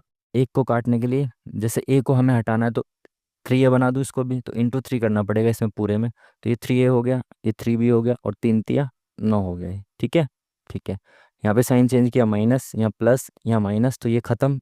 3 और 3 6b बराबर कितना हो गया? 9 में से 1 गया 8। तो b बराबर कितना आ गया? 8/6, 2 × 6 2 चौक 8। तो b की वैल्यू आ गई 4/3। ठीक है, तो b की वैल्यू 4/3 पहले ऑप्शन में है और चौथे ऑप्शन में, तो ये दोनों ऑप्शन नहीं होंगे, पहले और चौथे में से एक होगा। ए की वैल्यू निकालनी है, तो पुट कर देते हैं किसी भी ऑप्शन में। पहले ऑप्शन में पुट कर देते हैं। पहले ऑप्शन कितना आया था हमारा? a+b बराबर कितना आया था? a+b बराबर आया था 3, है ना। तो a कितना आया हमारा? इसी में पुट कर देना, 3a में। 3a+3b, यानी कि 3 × 4/3 बराबर कितना? 9 है ना। तो 3 से 3 कट गया, ये 4 इधर आ गया 5, ए बराबर आ गया 5/3। तो ये option number D is the correct. A हो गया 5/3, बी बराबर 4/3। ठीक है जी, चलिए नेक्स्ट क्वेश्चन। क्वेश्चन मार्क की जगह पे क्या आएगा ये बताना है आपको। तो सी से एफ, एफ से आई, तो C D E F G H I J K L, L आएगा, एल आ गया। ठीक है, तो ये ऑप्शन नहीं हो सकता। अगेन यहाँ से एक्स से यू, तो U V W X, तो R S T U तो +3 हो रहा है, तो यहाँ से इधर +3 हुआ होगा, तो OPQR, तो O आना चाहिए एंड में, तो इसमें भी नहीं है, इसमें भी नहीं है। समझ गई बात को। और बीच में देखें तो यहाँ 2, 2 का स्क्वायर, 3 का स्क्वायर, 4 का स्क्वायर और 5 का स्क्वायर, बिल्कुल सही। इंग्लिश में पॉज करके पढ़िए जल्दी से, फिर हिंदी में देखते हैं। क्या बोला इसने? समीकरण को सही बनाने के लिए किन दो संख्याओं को परस्पर बदला जाना चाहिए? तो दो संख्या आपस में बदल के बताना है कि कब ये कंडीशन इक्वेशन सेटिस्फाई कर जाएगी। ठीक है, 2 और 5 को बदलना है। देखो कई बार बच्चे कन्फ्यूजन में रहते हैं कि यहाँ पे 5 है तो यहाँ पे भी 2 लिखना है क्या। यहाँ पे पढ़ना है आपको, दो संख्याओं को बदलना है। यहाँ पे नंबर्स को बोला है, संख्याओं को बदलना है। तो जहाँ पे 5 है ना वहीं बदलना है, डिजिट्स को नहीं बोला। अगर यहाँ पे बोलता ना अंक, अगर यहाँ बोलता अंकों को बदलना है, तो डिजिट्स को चेंज कर देते कि 5 की जगह 2 रख देते, 2 की जगह 5 रख देते। अब इसने बोला संख्याओं को चेंज करना है, तो जहाँ पे 5 है ना संख्या, वहीं पे 2 आना चाहिए, 15 की जगह 2 नहीं आएगा। ठीक है, तो 2 और 5 को बदलना है आपस में, तो 2 की जगह 5 आ जाएगा, 5 की जगह 2 आ जाएगा। ठीक है, तो ये 2/6 हो गया 15 गुणा 2/6 यानी 1/3 प्लस 10 माइनस 5। तो ये 3×5 = 15 हो गया। तो 5 माइनस का ये प्लस का कट गया, 10 बचा, तो पहले ऑप्शन करेक्ट है। ठीक है, 10 आ रहा है। Option number 1 is the correct. Next question. English में पॉज करिए जल्दी से, उसके बाद हिंदी में देखेंगे। क्या बोला इसने, एक महिला को 770 रुपये में एक वस्तु बेचने पर 23% की हानि होती है। इसे किस मूल्य पे बेचा जाना चाहिए कि उसे 27% का लाभ हो। भाई 770 रुपये में जब महिला एक वस्तु को बेचती है तो उसे 23% की हानि होती है। यानी कि वो कितने प्रतिशत में बेच रही है, कोई भी चीज़ की वैल्यू 100% होती है, उसमें से 23% की वैल्यू की हानि हो रही है उसे 23% की। तो 770 जो वो कितने प्रतिशत के बराबर है, 77% के बराबर है ना। अगर मैं इंटू 100 करता हूँ तो ये 100% की वैल्यू आ गई, है ना। बट मेरे को निकालना है 27% का लाभ, तो मुझे उसको 127% पे बेचना पड़ेगा, है ना। किसी भी चीज़ की वैल्यू जो होती है 100% होती है, 23% की हानि हो गई तो वो 77% बची। ठीक है, तो 77% की वैल्यू 770 दे रखी है, 1% की 770/77 हो गई। मुझे 127% की वैल्यू निकालनी है, तो इंटू 127 कर दिया, तो 77 एकम 10, तो 1270। Option number C is the correct answer. Next question. कागज का टुकड़ा है, मोड़ेंगे तो ये कैसे दिखेगा ये बताना है आपको। ठीक है, देखिए भाई, मिरर इमेज बनती है, हमेशा ध्यान रखना, जब कागज का टुकड़ा एक बार खुलेगा तो मिरर इमेज बनाएगा, तो यहाँ से खुलेगा तो ये मिरर इमेज बननी चाहिए। तो इसमें मिरर इमेज बन रही है कैसे करके, मिरर इमेज बन रही है, बिल्कुल बन रही है। फिर ऊपर मिरर इमेज खुलेगी, बिल्कुल बिल्कुल बन रही है ना, 1 2 3 4 बिल्कुल सही। तो यही पहला वाला होना चाहिए, बाकी और भी दूसरों को चेक कर सकते हो आप। दूसरे में देखो ये 2 ही बिंदु हैं तो ये तो गलत हो जाएगा। तीसरे में कोई मिरर इमेज ही नहीं है ऊपर नीचे की, और इसमें भी मिरर इमेज नहीं है, बिंदु इधर आ गया, तो पहले ऑप्शन करेक्ट हो गया। ठीक है जी, चलिए नेक्स्ट क्वेश्चन। इंग्लिश में पॉज करके जल्दी से पढ़िए, उसके बाद हिंदी में देखेंगे इसको। क्या बोला इसने, क्रिकेट बोर्ड के अध्यक्ष ने कहा जिन लोगों का साक्षात्कार किया जाएगा वे पूर्व विकेट कीपर हैं और वे कोच के पद के लिए उपयुक्त हैं। बोर्ड के प्रमुख मानते हैं कि पूर्व विकेट कीपर कोच के लिए अच्छा विकल्प है। तो जिन लोगों का साक्षात्कार किया जाएगा वो पूर्व विकेट कीपर हैं और वे कोच पद के लिए उपयुक्त हैं, अध्यक्ष ने ऐसा कहा है। तो वो यही मानते होंगे कि जो विकेट कीपर हैं वो कोच के लिए अच्छा विकल्प है, बिल्कुल होना चाहिए पहला सही। यह संभव है कि एक से अधिक क्रिकेटरों का साक्षात्कार लिया जाएगा। बिल्कुल भाई, सब ये क्यों संभव नहीं है, ऐसा कहीं इसने बोला है कि एक का ही लिया जाएगा साक्षात्कार। वे भी बोला है तो यार ज़्यादा ही होंगे ना, तो दोनों ही मेरे हिसाब से सही होने चाहिए। अगेन यहाँ पे बोला है कि दो साइन कौन से चेंज होने चाहिए कि इक्वल हो जाए साइन, ये जो इक्वल हो जाए इक्वेशन। तो इंटू और प्लस, तो अगर मैं प्लस की जगह इंटू रख देता हूँ और इंटू की जगह प्लस, तो डिवाइड में तो कोई इशू नहीं है ना, 6 8 48 बिल्कुल हो जाएगा।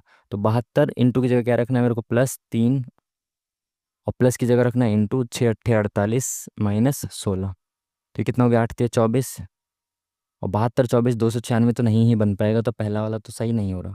ठीक है जी, सेकंड वाले को देखें, इंटू की जगह डिवाइड, डिवाइड की जगह इंटू। तो इंटू की जगह डिवाइड रखें तो डिवाइड कंप्लीट हो जाएगा बिल्कुल। तो डिवाइड कितना आएगा यहाँ पे, 24 3 72, और यहाँ पे इंटू और डिवाइड तो +48, और डिवाइड की जगह क्या रखना है, इंटू रखना है, 6 - 16। तो 6 8 48, 24 और 4 88, और यहाँ 24 है। तो 24 में से 16 गया, कितना बचा, 8 बचा। तो 8 और 8 16, 9 296, सेकेंड वाला जो है वो करेक्ट हो जाएगा। ठीक है जी, चलिए नेक्स्ट क्वेश्चन। कितने ग्रह सूर्य नहीं है ये बताना है आपको, इंग्लिश में पढ़ लो यार इसको भी पॉज करके। कितने ग्रह सूर्य नहीं है, तो ग्रह कौन है, ये प्लेनेट, कितने प्लेनेट जो सन नहीं है। तो सन क्या है, ये आयत है, तो इसमें से हटा देना, आयत को हटा दो, यहाँ से यहाँ तक पूरा हटा दो। तो जो ग्रह है ये वाले हैं, ये सन नहीं है। ठीक है, तो 8 और 4 12, option number D is the correct answer. Next question. English में पॉज करिए जल्दी से, उसके बाद हिंदी में देखेंगे। किस किले का निर्माण काकतीय वंश ने करवाया था। किस किले का निर्माण कराया था काकतीय, गोलकुंडा तो बहुत फेमस है इनका, बताओ। अगर ऑप्शन में बाकी सबका भी नहीं पता तो गोलकुंडा तो काफ़ी फेमस है ना, जो काकतीय वंश ने करवाया था निर्माण। पॉज करके जल्दी से पढ़िए, हिंदी में देखेंगे आप। भूकंप की तीव्रता को किस उपकरण के द्वारा मापा जा सकता है, seismograph. Easy question, basic question, बहुत आसान क्वेश्चन। इंग्लिश में पॉज करिए जल्दी से, उसके बाद हिंदी में पढ़ेंगे इसको अब। क्या बोला है इसने, एक त्रिभुज का परिमाप इतना है, त्रिभुज की अंतः त्रिज्या 5.5 सेंटीमीटर है। त्रिभुज का क्षेत्रफल कितना है ये बताना है। परिमाप दे रखा है और अंतःवृत्त की त्रिज्या दे रखी है, तो देखो भाई, जो जब ऐसा किया हो ना कि अंतःवृत्त की त्रिज्या दी हो और परिमाप दिया हो, तो त्रिभुज का एरिया होता है परिमाप अपॉन में 2, है ना। पैरामीटर जो भी पैरामीटर लिख लो, वैसे एस लिखा रहता है फॉर्मूले में, तो जो परिमाप होता है उसका अपॉन 2 कर देंगे, आधा कर देंगे, तो परिमाप आधा हो गया 18, इंटू में जो अंतःवृत्त की त्रिज्या है वो होती है, ये हो जाता है इसका एरिया। 18×5 = 90, 18×5 और 99.0, 99, option number C is the correct answer. ठीक है जी। और अगर आपको कल अगर आपको पूछ लिया जाए कि अंतःवृत्त की त्रिज्या क्या होती है, तो वो होती है आपकी ए अपॉन में 2√3, जहाँ पे ए होती है उसकी भुजा त्रिभुज की। ठीक है। और अगर बाह्य वृत्त की त्रिज्या पूछी जाती है तो वो होती है ए अपॉन में √3। ठीक है। चलिए नेक्स्ट क्वेश्चन जल्दी से देखेंगे, तेजी से आगे बढ़ेंगे, टाइम बहुत कम। पॉज करें, इंग्लिश में पढ़िए जल्दी से, हिंदी में देखेंगे। याओशांग त्योहार किस राज्य में मनाया जाता है? अभी रिसेंटली पढ़ा था ये वाला। याओशांग मनाया जाता है आपका मणिपुर में। पॉज करिए, जल्दी से पढ़िए। हम्म। विश्व बाजार में फलों के दाम आसमान छू रहे हैं। विश्व बाजार में फल एक दुर्लभ वस्तु बनती जा रही है। गलत। पहले ही आया हुआ है शायद ये क्वेश्चन, पहले भी आया हुआ है किसी मॉक में आया सेम ही क्वेश्चन। विश्व बाजार में फलों के दाम आसमान छू रहे हैं, तो दुर्लभ वस्तु बनती जा रही है, ऐसा तो कहीं नहीं कहा इसने। लोग फल नहीं खा सकते हैं, ऐसा भी कहीं इसने तो नहीं कहा इसमें। फलों के दाम आसमान छू रहे हैं, तो इसमें दुर्लभ वस्तु कैसे बन गई है? फल नहीं खा सकते, गलत, दोनों ही गलत होने चाहिए मेरे हिसाब से तो, ना तो एक ना तो दो। पॉज करिए जल्दी से, हिंदी में देखें। किसने ब्रह्मांड के विस्तार की अवधारणा की खोज की थी?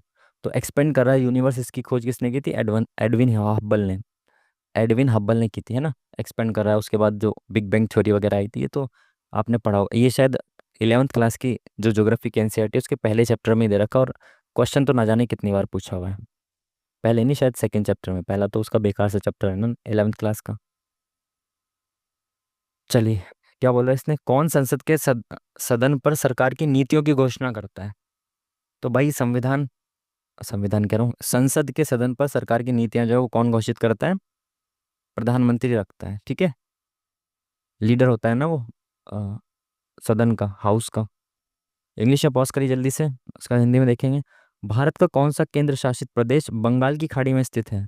दादर नगर दमन दीव इधर की साइड है, तो चंडीगढ़ बीच में है, लक्षद्वीप इधर अरब सागर में है, अंडमान निकोबार इधर बंगाल की खाड़ी में। Option number 4 is the correct answer. Pause करिए जल्दी से इंग्लिश में, हिंदी में देखें क्या बोला इसने भाई। कुछ आम संतरे हैं, तो कुछ आम जो है ये क्या है? संतरे हैं। कुछ संतरे अंगूर हैं, तो कुछ संतरे इसमें से क्या है? अंगूर है। ये ANG लिख देता है, अंगूर। ठीक है। कुछ आम अंगूर हैं, तो कुछ आम अंगूर हैं क्या? नहीं, तो गलत।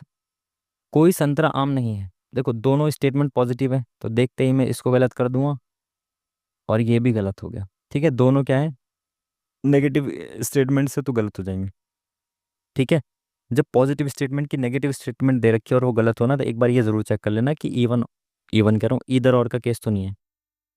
ऑप्शन में देख लो, इधर और ये दे रखा है, इधर और किसका दे रखा है? 1 और 3 का। तो 1 और 3 को चेक कर लो, इधर और के केस में स्टेटमेंट फर्स्ट और थर्ड। तो कुछ आम अंगूर हैं, कुछ आम और अंगूर, अंगूर और आम, कुछ हैं और कोई नहीं है।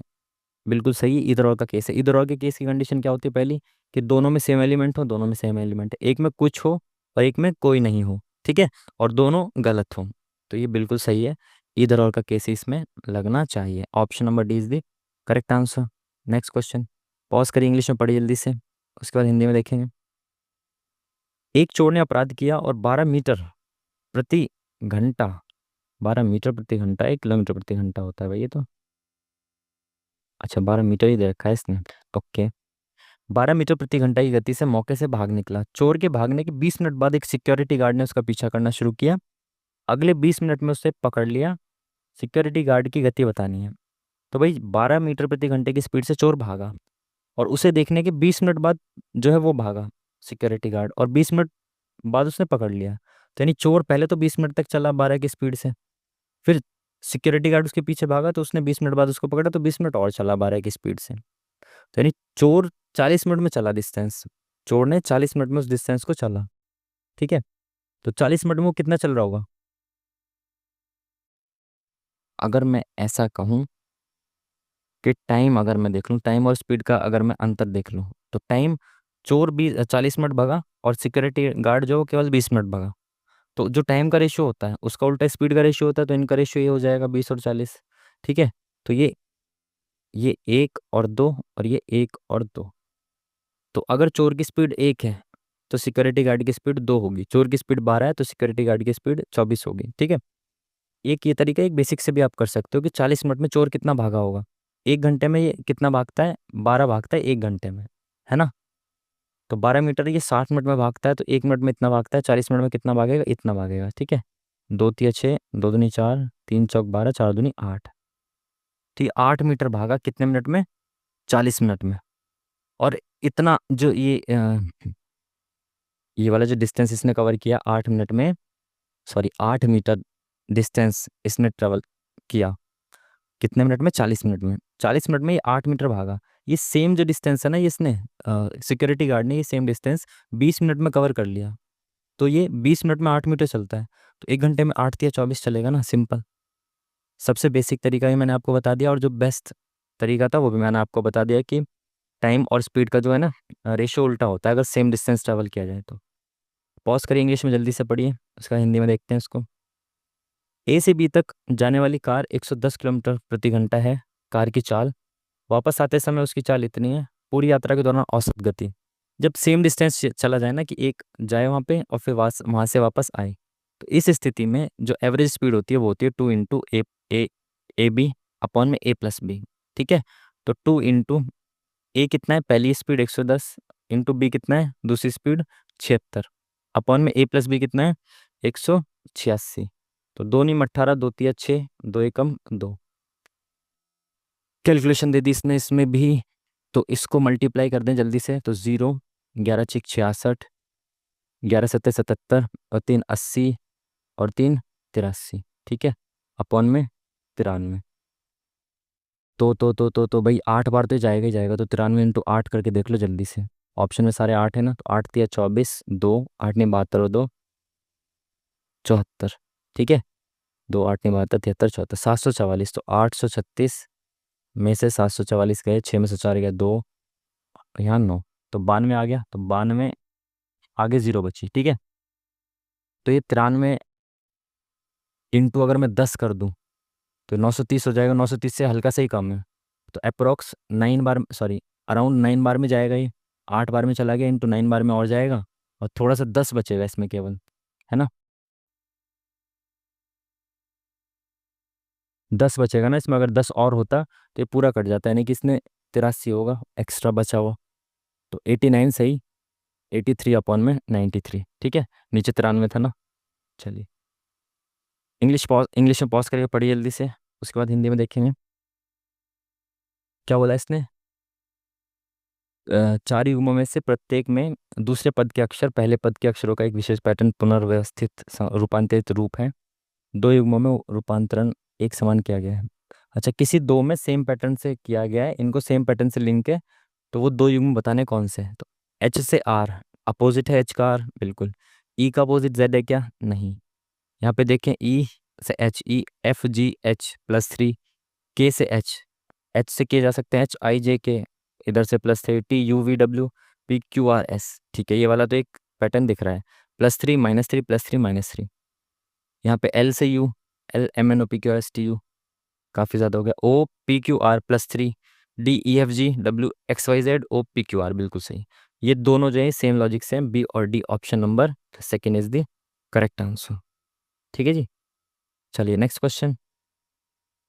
पॉज करिए, जल्दी से पढ़िए, उसका हिंदी में बोलेंगे इसको, हिंदी में देखेंगे इसको। माध्यक बताना है, माध्यिका। ठीक है, तो माध्यिका क्या होती है इसकी? जब इनको सीक्वेंस में अरेंज करना है और उसमें जो बीच में आएगा उसको कहते हैं माध्यिका। ठीक है, तो भाई इनको सीक्वेंस में या तो असेंडिंग या डिसेंडिंग ऑर्डर में करना है अरेंज, और बीच वाला बताना है। तो मैं डायरेक्ट ये देख लेता हूँ कितने हैं, 1 2 3 4 5 6 7। तो 7 में से 3 इधर 3 इधर, तो बीच में कौन सा आएगा? चौथा पद आएगा। तो मैं चौथा देख लेता हूँ कौन सा होगा, सबसे छोटा इसमें कौन सा है? ये 1, फिर 50 आएगा 2, पहले 40, फिर 50, 50 से बड़ा इसमें कोई है क्या? 60, 60 से बड़ा इसमें कोई है क्या? 68। तो चौथे नंबर पे 68 आ रहा है, तो यही इसका माध्यक माध्यिका होगी। Option number C is the correct answer. Next question. क्या बोला इसने भाई? यहाँ पे क्वेश्चन मार्क की जगह पे क्या आएगा? और रेशियो प्रोपोर्शन में दे रखा है, तो इसने इसको ऐसे कर दिया पहले वाले को, तो ये वाला कैसे होगा? तो ये बिंदु जो है ये इधर आ गया, ये क्लॉकवाइज घूम गया इधर की साइड, तो ये क्लॉकवाइज घूम के इधर आना चाहिए। तो यहाँ पे इसमें आ सकता है, ये दोनों गलत होने चाहिए। और ये एरो जो है ये एंटी क्लॉकवाइज घूम गया, तो ये भी एंटी क्लॉकवाइज घूमेगा, इधर आ जाएगा इधर की साइड। तो ये ऑप्शन नंबर सी में दिख रहा है। ठीक है, एक बार ये क्लॉकवाइज घुमा ये वाला गोला, और एरो जो है वो एंटी क्लॉकवाइज घुमा है। Next question. बहुत कम समय, 20 मिनट बचे, जल्दी से देखेंगे इसको, है ना, जल्दी जल्दी से चलते हैं हम। क्या बोला इसने? एक षटकोणीय आकार की मेज के चारों ओर समान दूरी पर बैठे हैं 6 मित्र। तो षटकोण 1 2 3 4 5 6, ठीक है। के पी के सम्मुख है, अब ये नहीं पता के और पी कहाँ कहाँ है। ओ एन के दाएं से दूसरे स्थान पे, एन के दाएं से दूसरे स्थान पे है ओ, ठीक है, यहाँ पे दाएं से दूसरे स्थान पे है। एन के और एल के बीच में बैठा हुआ है, एन जो है वो के और एल के किधर होगा? एल किधर होगा? के पी के सम्मुख है, अगर के मैं यहाँ बैठा दूं तो इसके सम्मुख ओ आ जाएगा, तो के यहाँ बैठेगा, इसके सम्मुख कौन बैठेगा? पी बैठेगा। और एन जो है वो के और एल के बीच में बैठा है, तो एल यहाँ बैठेगा, ठीक है। एम पी के ठीक बाएं हैं, तो एम जो है वो पी के ठीक बाएं यहाँ पे है। ओ के ठीक दाएं कौन है? ओ के ठीक दाएं एम है। Option number 1 is the correct answer. Easy question. Next question, जल्दी से बढ़ते हैं आगे। इसने क्या बोला? इंग्लिश में पढ़ लो जल्दी से। इसने क्या बोला है कि कितनी बार संख्या 8 के बाद संख्या 4 नहीं आती है लेकिन उसके पहले 5 आता है? तो 8 के बाद 4 नहीं आना चाहिए, पहले 5 आना चाहिए। पहले 5 है, 4 नहीं है, एक, पहले 5 है, 4 नहीं है, 2, 3, 4, पहले 5 बाद में 4 नहीं है, इसमें बाद में 4 है, ये नहीं हो सकता। तो 1 2 3 4 4 पेयर है, option number B is the correct answer. Next question.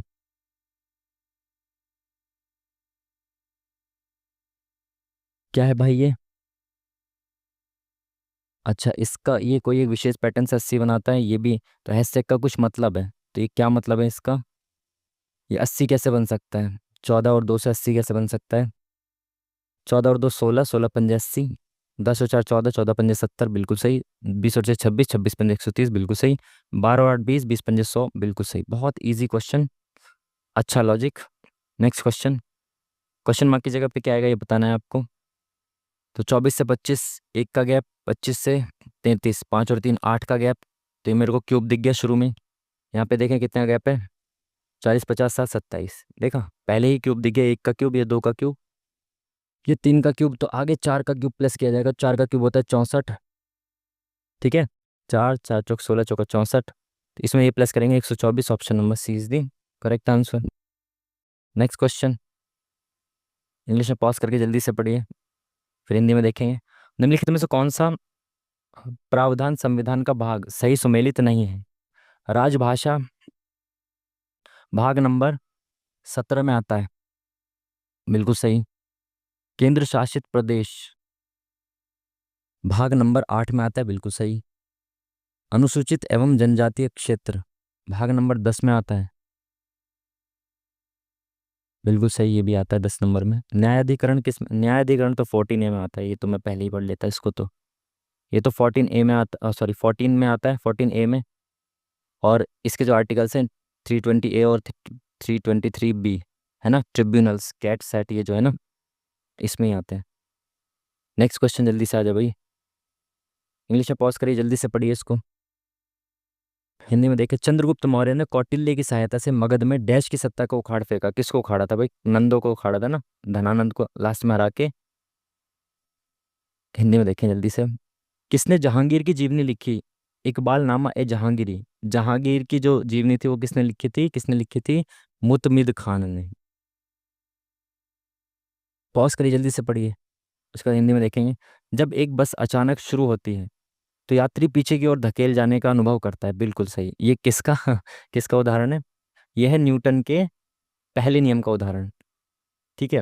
अच्छी बात यह है कि मेरे को न्यूटन के तीनों नियम बिल्कुल याद नहीं है, बट उनके क्वेश्चन जो जो मैंने देखे हुए हैं ना, तो इस तरीके से याद किए हुए हैं कि ये क्वेश्चन बहुत इंटरेस्टिंग था, जानने की इच्छा भी होती है ना, तो इस वजह से ये रट्टा मारा हुआ क्वेश्चन है। तीनों नियम मुझे अभी भी नहीं पता कि क्या है पूरे, बस तीसरा नियम, जो तीसरा नियम है ना वो न्यूटन का, वो पता है कि वो इक्वल एक्शन इक्वल रिएक्शन वो वाला, ठीक है। भारत के संदर्भ में सिलंबम, थांगटा, थांगटा क्या है भाई? मणिपुर का युद्ध कला, मार्शल आर्ट है। ये तो बहुत बार आ चुका भाई।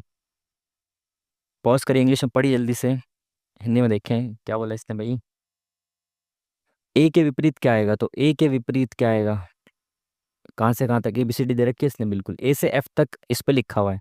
ए यहाँ पे भी है, यहाँ पे भी है। जब दोनों में ए कॉमन है तो इसके अपोजिट वो आएगा जो यहाँ पे नहीं दिख रहा। तो यहाँ पे क्या नहीं दिख रहा है? यहाँ पे क्या नहीं दिख रहा है भाई? सी दिख रहा है, बी इसमें दिख रहा है, ई इसमें नहीं दिख रहा, एफ इसमें दिख रहा, तो ई आएगा इसके opposite. Option number C is the correct answer. Pause करिए जल्दी से, हिंदी में देखें। कपास की किसी भी मात्रा के लिए और इसके विपरीत अर्थव्यवस्था में मकई की अधिकतम मात्रा का उत्पादन किया जा सकता है, इस वक्र को कहा जाता है। ये पहले भी किसी मौके में पूछा गया। कपास की मात्रा के विपरीत किसी दूसरे की अधिकतम मात्रा उत्पादन करना है तो कौन सा वक्र बनाते हैं? उत्पादन संभावना वक्र। ऑप्शन नंबर सी, ये उत्पादन की संभावना को दर्शाता है कि इसके स्थान पर दूसरी किस वस्तु की कितनी मात्रा को हम उत्पादित कर सकते हैं। नेक्स्ट क्वेश्चन भाई। 13 लीटर मिश्रण में दूध और पानी का रेशियो इतना है। यदि इस मिश्रण के 3 लीटर को 3 लीटर दूध से बदल दिया जाए तो निर्मित नए मिश्रण में दूध और पानी का अनुपात क्या होगा? जो 13 लीटर मिश्रण है इसमें रेशियो ये है। इस मिश्रण के 3 लीटर को निकाल के 3 लीटर दूध डालना है। तो अब मैंने इसमें क्या किया कि 13 लीटर मिश्रण था, इसमें से 3 लीटर मिश्रण निकाल दिया तो ये 10 लीटर बचा। ठीक है, इस 10 लीटर में अब 3 लीटर दूध मिलाना है और बताना है कि रेशियो क्या हो जाएगा नए वाले में। तो जब मैंने इसमें से 3 लीटर निकाला 13 में से, तो ये 10 लीटर बचा। ठीक है, तो अब इसमें दूध और पानी कितना ये देख लेता हूँ मैं। दूध और पानी का रेशियो 3:2। ठीक है, तो इसमें से 3:2 करेंगे इसका, तो 5 की वैल्यू 10 है तो ये डबल हो जाएगा 6 और ये 4, है ना। 2 3 6 2 दूनी 4, तो 3:2 हो गया किसका? ये मिल के ये वाटर है। अब इसने क्या बोला, इसमें 3 लीटर दूध डालना है। इसमें दूध कहाँ पे? मिल्क यहाँ पे है। तो यहाँ पे 3 लीटर दूध और ऐड करने में कितना हो जाएगा? 9 और ये 4, तो 9:4। Option number D is the correct answer. नया मिश्रण ये हो गया। नेक्स्ट क्वेश्चन जल्दी से देखें, इंग्लिश में पॉज करिए जल्दी से, हिंदी में देखें। मानव आहार नाल में दीर्घ रोम कहाँ पाए जाते हैं? दीर्घ रोम कहाँ पाए जाते हैं आहार नाल में? ये तो देखा है, ये क्वेश्चन पहले आया हुआ है। मास्य ग्रासिका अग्नाशय छोटी आंत कहाँ पाया जाता है भाई?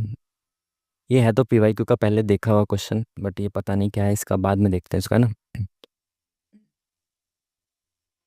बाजार में उपलब्ध कार्य की उपलब्धता और उपलब्ध श्रमिकों के सैनिक कह रहा हूँ, श्रमिकों के कौशल के बीच विषमता होने के कारण उत्पन्न होने वाली बेरोजगारी क्या कहलाती है? पहले मॉक में भी आया हुआ है, एग्जाम में भी आया हुआ है। बाजार में उपलब्ध जो कार्य है और श्रमिकों का कौशल है उसके बीच की विषमता, यानी कि जो बाजार में जो काम है उसके अकॉर्डिंग श्रमिकों के पास कौशल नहीं है, है ना।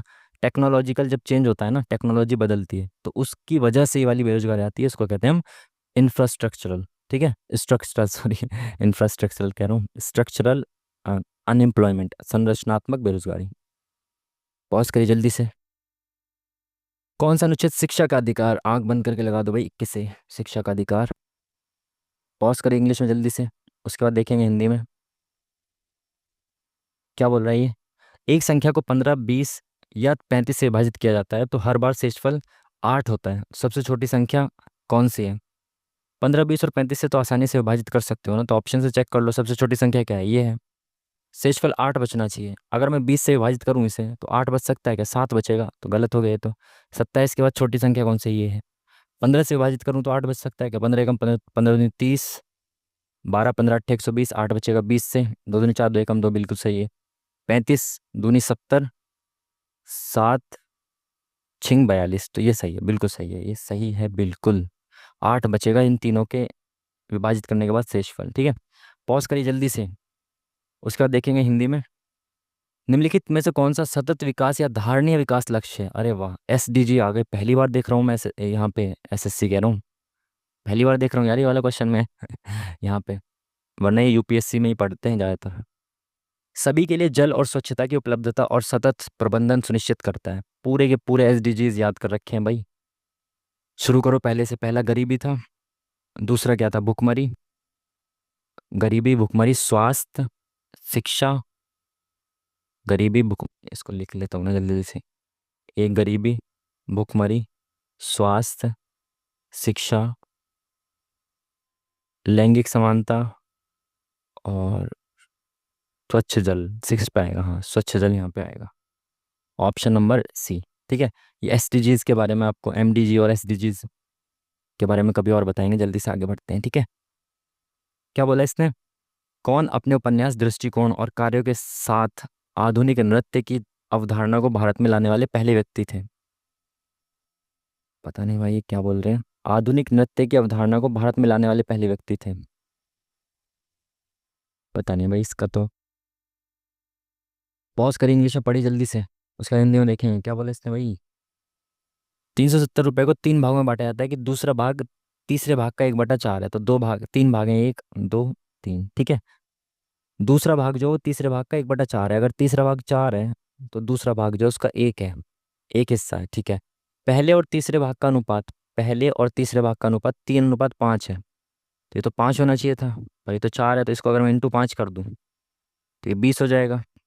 तो अगर ये 5 है और 5 की वैल्यू 20 है, तो इसके हिसाब से पहला होना चाहिए था 3। तो 5 चौका 20, 3 चौका 12, तो इसका 4 गुना हो जाएगा ये 12, ठीक है। तो ये 12 हो गया, एक हो गया, ये 20 हो गया। तीसरे भाग और कुल राशि के का अनुपात बताना है, तो तीसरा भाग कितना है? 20 है, और कुल राशि कितनी है? 20, 30 और 20, 30 और एक, 31। 31 क्यों हो रहा भाई ये? पहले और तीसरे भाग का अनुपात 1:4 है। अच्छा अच्छा अच्छा, 1:4 था ना पहले, सॉरी, दूसरे और तीसरे का 1:4 था। तो जब मैं इसको 5 से मल्टीप्लाई करूँ तो इसको भी तो 5 से मल्टीप्लाई करूंगा रे बाबा, है ना। एक, एक और 4 है ना ये, तो इसको 5 से मल्टीप्लाई करना पड़ेगा, इसको कर रहा हूँ तो ये 5 हो गया, तो कितना हो गया अभी? 20, 30 और 7, 37, तो 20:37, option number 1 is the correct answer. ठीक है जी। चलिए नेक्स्ट क्वेश्चन। पॉज कर, इंग्लिश में जल्दी से पढ़िए, उसका हिंदी में देखेंगे। 1932 में रैमजे मैकडोनाल्ड, रैमजे हेमजे था ना वो तो, शायद रैमजे, हेमजे, नहीं रैमजे ही होगा, चलो। मैकडोनाल्ड के सांप्रदायिक पंचायत के द्वारा पहली बार एक पृथक निर्वाचक समूह बनाया गया था। किसके लिए बनाया गया था? ये बनाया गया था दलितों के लिए, अछूतों के लिए। इसी क्या, इसी के इसी विषय पर, मतलब इसी को लेकर पूना पैक्ट साइन हुआ था, है ना।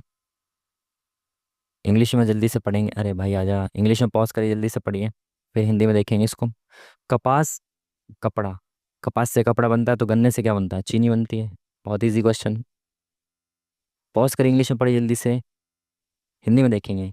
किस वर्ष महात्मा गांधी ने किसानों के समर्थन में गुजरात के खेड़ा जिले में सत्याग्रह किया था? तो खेड़ा सत्याग्रह कब हुआ था? 1918 में, option number D is the correct answer. English में पॉज करिए जल्दी से, उसके बाद देखेंगे हिंदी में। क्या बोला इसने? पाइप ए और पाइप बी किसी टंकी को 20 और 12 घंटे में भर सकते हैं, तो ए 20 घंटे में और बी 12 घंटे में भर सकता है। पाइप सी निर्गम यानी खाली करने वाला पाइप है, जब तीनों पाइप एक साथ 5 घंटे के लिए खोल दिया जाता है तो टंकी का 1/6 भाग भर जाता है। जब तीनों पाइप खुलते हैं एक साथ, ए प्लस बी प्लस सी, तो 1/6 भाग 5 घंटे में भर रहा है। तो 6 में से एक भाग 5 घंटे में, तो पूरा 6 भाग कितने में? 6×5 = 30, तीनों मिलकर 30 घंटे में पूरी टंकी को भर सकते हैं। ए और बी मिलकर टंकी का 3/5 भाग भरते हैं, और फिर सी को खोल दिया जाता है, तो टंकी कितने समय में पूरी भर जाएगी? एफिशिएंसी निकाल लेते हैं इनकी एफिशिएंसी। 30×2 = 60, 12×5 = 60, बिल्कुल सही, 30×2 = 60, 12×5 = 60, 20×3 = 60, ये इनकी एफिशिएंसी आ गई। ए और बी मिलकर तो 5 और 3 8 भरते हैं, और ए बी सी मिलकर 2 भरते हैं। जब ए और बी मिलकर 8 भर रहे हैं, तो ये सी जो है ना, ये 6 खाली कर रहा होगा, जब भी तो ये मिलकर दोनों 2 भर पा रहे हैं। ठीक है, बिल्कुल ठीक है।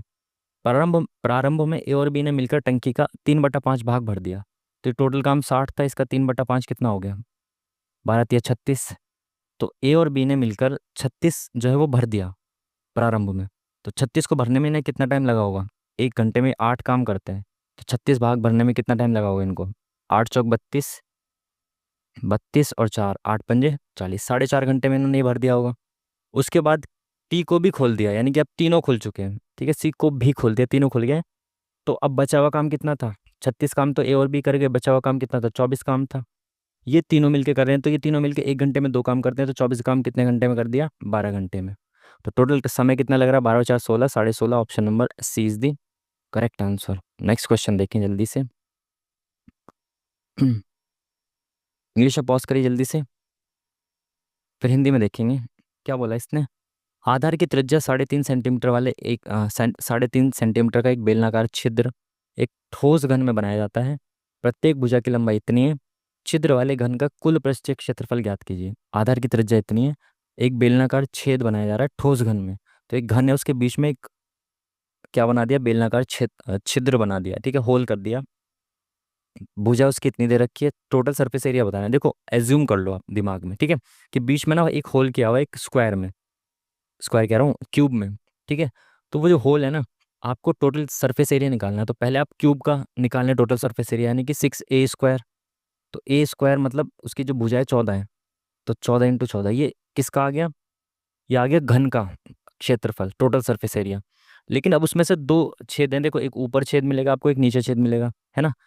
ये जब आप क्यूब बनाएंगे तो यहाँ पे एक छेद है और यहाँ पे भी एक छेद है, आपको दिख रहा है। तो ये जो एक सिलेंडर बनाया हुआ है ना बीच में, तो ये ऊपर का जो सरफेस एरिया यहाँ पे खाली है।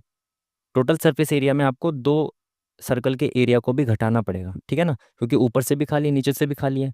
हमने तो टोटल सरफेस एरिया निकाल दिया क्यूब का, तो हमें माइनस करना पड़ेगा इसमें से दो वृत्त का क्षेत्रफल। एक ऊपर वृत्त है उसका क्षेत्रफल, और एक नीचे सेम, क्योंकि होल हुआ है ना पूरा।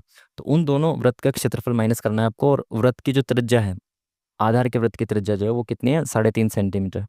तो अगर मैं कहूँ कि जो क्षेत्रफल होता है πr² होता है, π × r²। तो आर कितनी है, 3.5 इंटू 3.5, 10 हटा दो, और ये ऐसे दो हैं तो इंटू 2 भी कर दिया मैंने, ठीक है। इसको सॉल्व कर देते हैं पहले। तो 7×5 = 35, 5×1 = 5, 5×2 = 10, 2 से ये 2 खत्म, 5×7 = 35, 5×2 = 10, 2 × 1 = 1, 77 आ गया ये, ठीक है। ये कितना हो गया, 196 इंटू 6, तो 6×6 = 36, 6×9 = 54 और 3 = 57, 6×6 = 5 = 11। इसमें से हमें घटाना कितना है, 77 घटाना है, ठीक है। तो ये कितना बचा, 1100 में से एक गया, 1099, ठीक है। अब ये तो आ गया जो ऊपर वाला एरिया है क्यूब का। अब उसके अंदर जो है ना, अंदर उसका भी तो सरफेस एरिया चाहिए। तो अंदर जो वो बेलनाकार है, तो अंदर जो बेलनाकार ये जो बचा हुआ है साइड साइड से, आप एज्यूम कर पा रहे हो आई थिंक। तो कुएं के क्षेत्र का, कुएं जैसा बचा हुआ है, तो उसके साइड का जो एरिया हो जाएगा वो क्या हो जाएगा, वो तो कर्व सरफेस एरिया हो जाएगा सिलेंडर का। तो इसमें वो भी जोड़ना पड़ेगा आपको। तो वो क्या होता है, 2πr/h होता है, ऊपर निकाल लेते हैं, 2πr कितने, 3.5, तो इसको ऐसे लिख देता हूँ मैं। और h कितनी हो जाएगी, जितनी क्यूब की लेंथ है, तो वो गई 14। तो ये 7×2 = 14, 2 × 2 = 2, 5 × 10, 5×7 = 35। तो ये कितना हो गया, 7×2 = 14, 14×2 = 28, 28 और 2 = 30, 308 इसमें जोड़ना पड़ेगा। तो एक जोड़ दिया तो 1100 हो गया, और 307 जोड़ेंगे कितना है, 1407। ऑप्शन नंबर 20 दी करेक्ट आंसर। टाइम बहुत कम हो गया, आगे बढ़ना पड़ेगा भाई जल्दी जल्दी से। अरे भाई फिर से मैथ्स का क्वेश्चन, इसको बाद में देखें ना, मैथ्स, अरे मैथ्स के क्वेश्चन को बाद में देखते हैं, आगे देख लेते हैं। जीएस का क्वेश्चन तो नहीं है कोई। इंग्लिश में पॉज करिए जल्दी से, हिंदी में। परमाणु नाभिक निम्नलिखित में से किस युग्म का बना है, बार बार पूछते हैं भाई इसको। नाभिक में इलेक्ट्रॉन छोड़ के बाकी दोनों होते हैं प्रोटॉन और न्यूट्रॉन, ठीक है। चलिए नेक्स्ट क्वेश्चन। अरे भाई अब इसको भी देखेंगे थोड़ी देर में, है ना। निवेश किया, ये निवेश वाला है। लास्ट क्वेश्चन देखें कौन सा है, टाइम यार खराब। कैल्शियम कार्बोनेट से बनी चट्टान के साथ क्या पाया जाता है। कैल्शियम कार्बोनेट में सोना, लोहा, थोड़ी चूना पत्थर पाया जाए ना, कैल्शियम कार्बोनेट है तो। चलिए चलिए चलिए पीछे मुड़ते हैं जल्दी से, और पहले हम देखते हैं 99th क्वेश्चन में क्या है भाई, देखें। ABC प्रत्येक ने 10,000 रुपये निवेशित करके एक व्यवसाय शुरू किया। 4 महीने बाद A ने 3,000 रुपये, B ने 4,000 रुपये निकाल लिए, C ने अतिरिक्त इतने रुपये निवेश कर दिए। अंत में कुल लाभ इतना हुआ, लाभ अर्जित हुआ, लाभ सी का हिस्सा बताना है। तो भाई पहले जीरो हटा दो, 3 0 यहाँ पे हैं, 3 0 यहाँ पे हैं, 3 0 यहाँ पे हैं, सब में से 3 3 0 हटा दी मैंने, ठीक है, हटा दी। तो ABC, तो ABC, यार टाइम खराब हो गया ज़्यादा। 10 10 10 रुपये इन्वेस्ट किए। 4 महीने बाद A ने 3 रुपये, B ने 3 रुपये, B ने 4 रुपये, और C ने 3 रुपये। अच्छा B ने निकाल लिए, C ने डाल दिए। तो A ने 4 महीने तक, इन सभी ने इंटू 4 करना है भाई, 4 महीने तक तो इन्होंने इतना इन्वेस्ट किया है, ठीक है।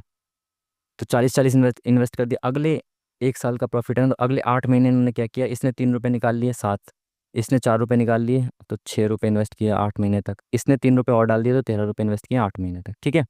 ठीक है। तो ये 40 और 56 कितना हो गया, 96। और यहाँ 40 और 48 कितना हो गया, 88। 104 और 40 कितना हो गया, 144। तो 8 एकम 8, 8 दूनी 16, 8 एकम 8, 8 एकम 8, 8 टे 64। बस पूछा गया इसने, इनका लाभ दे रखा है, सी का हिस्सा पूछा, सी का हिस्सा कितना है 18, कितने में से 18, 20, 30, 40 और एक 41, 41 में से 18, 18/41 है, और इनटू टोटल कितना है 23800। ये कट रहा है 4 8 32, 8 से कट रहा है 18 8 144। Option number 1 is the correct answer. ठीक है जी, चलिए नेक्स्ट क्वेश्चन।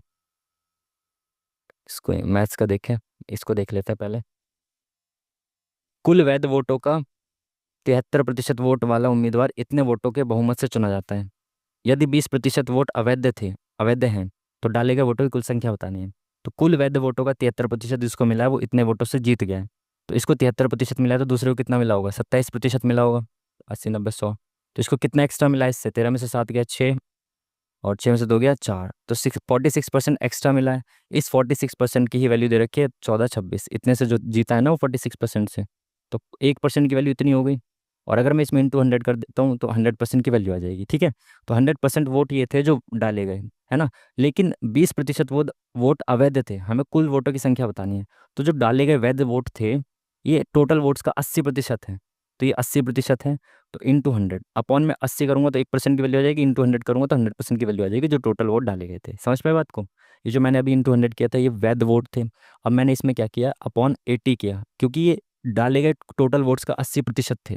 तो 1% की वैल्यू इंटू 100 कर दे, तो 20 चौक 80, 20 पंजे 100, 4 1 4 दूनी 8, 4 पंजे 20, 46 से कटेगा क्या, 2 दूनी 4, 2 तिया 6, 2 सत्ते 14, 2 एकम 2, 2 तिया 6, 23 तिया 69, 23 एकम 23, तो 21 25 पंजे 125, और 31, तो 5 आएगा, यूनिट डिजिट दोनों में आ रहा है।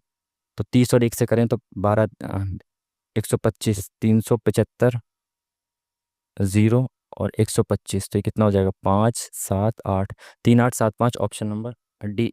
ओ शिट, टाइम खत्म हो चुका था ऑलमोस्ट, उसका भी आंसर आ चुका था हमारा, बट टाइम हमारा कम पड़ गया आज।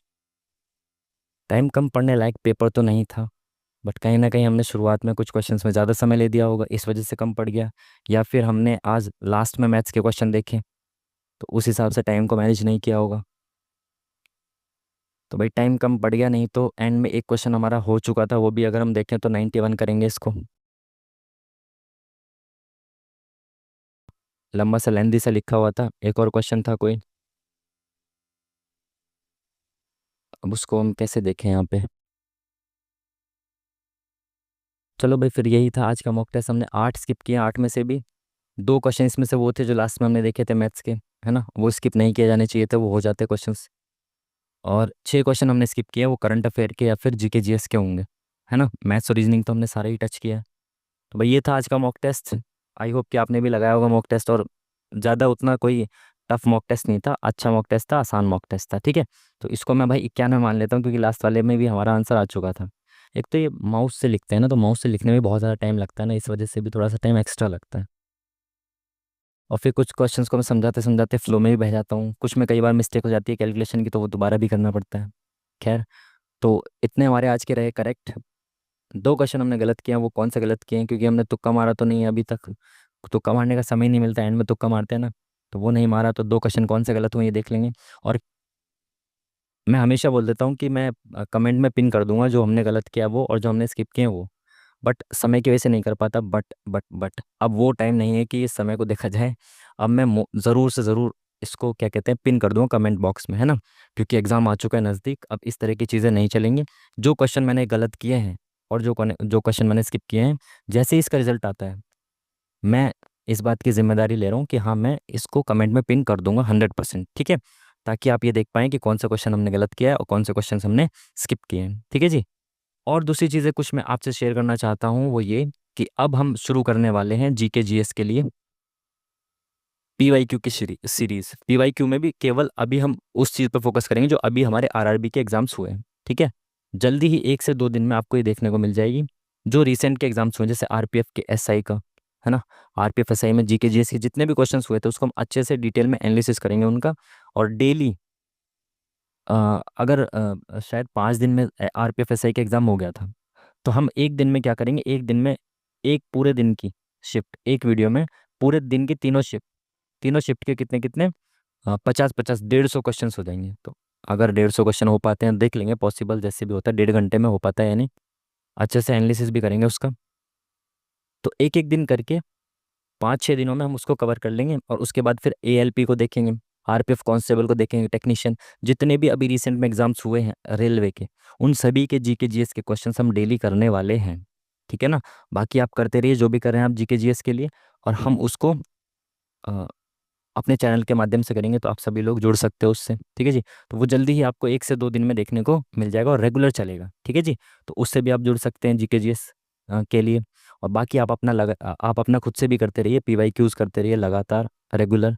और रिवीजन मोस्ट इंपॉर्टेंट, जितना भी अभी तक आपने किया है, जितने मॉक टेस्ट में आपने नोट्स बनाए हैं, जो भी आपके जहाँ भी जैसे भी नोट्स हैं, सबको रिवाइज करते रहिए। ठीक है। बहुत कम टाइम बचा हुआ है, आई नो कि बहुत मतलब 20 25 दिन का समय, जिसका शुरुआत में एग्जाम होगा उसके लिए तो बहुत ज़्यादा ही कम समय है। बाकी कोई दिक्कत वाली बात नहीं है, ऐसा तो नहीं है ना कि आपने आज से शुरुआत की है तैयारी की, बहुत समय से पढ़ ही रहे हैं ना आप, ऐसा तो नहीं है कि नहीं पढ़ रहे।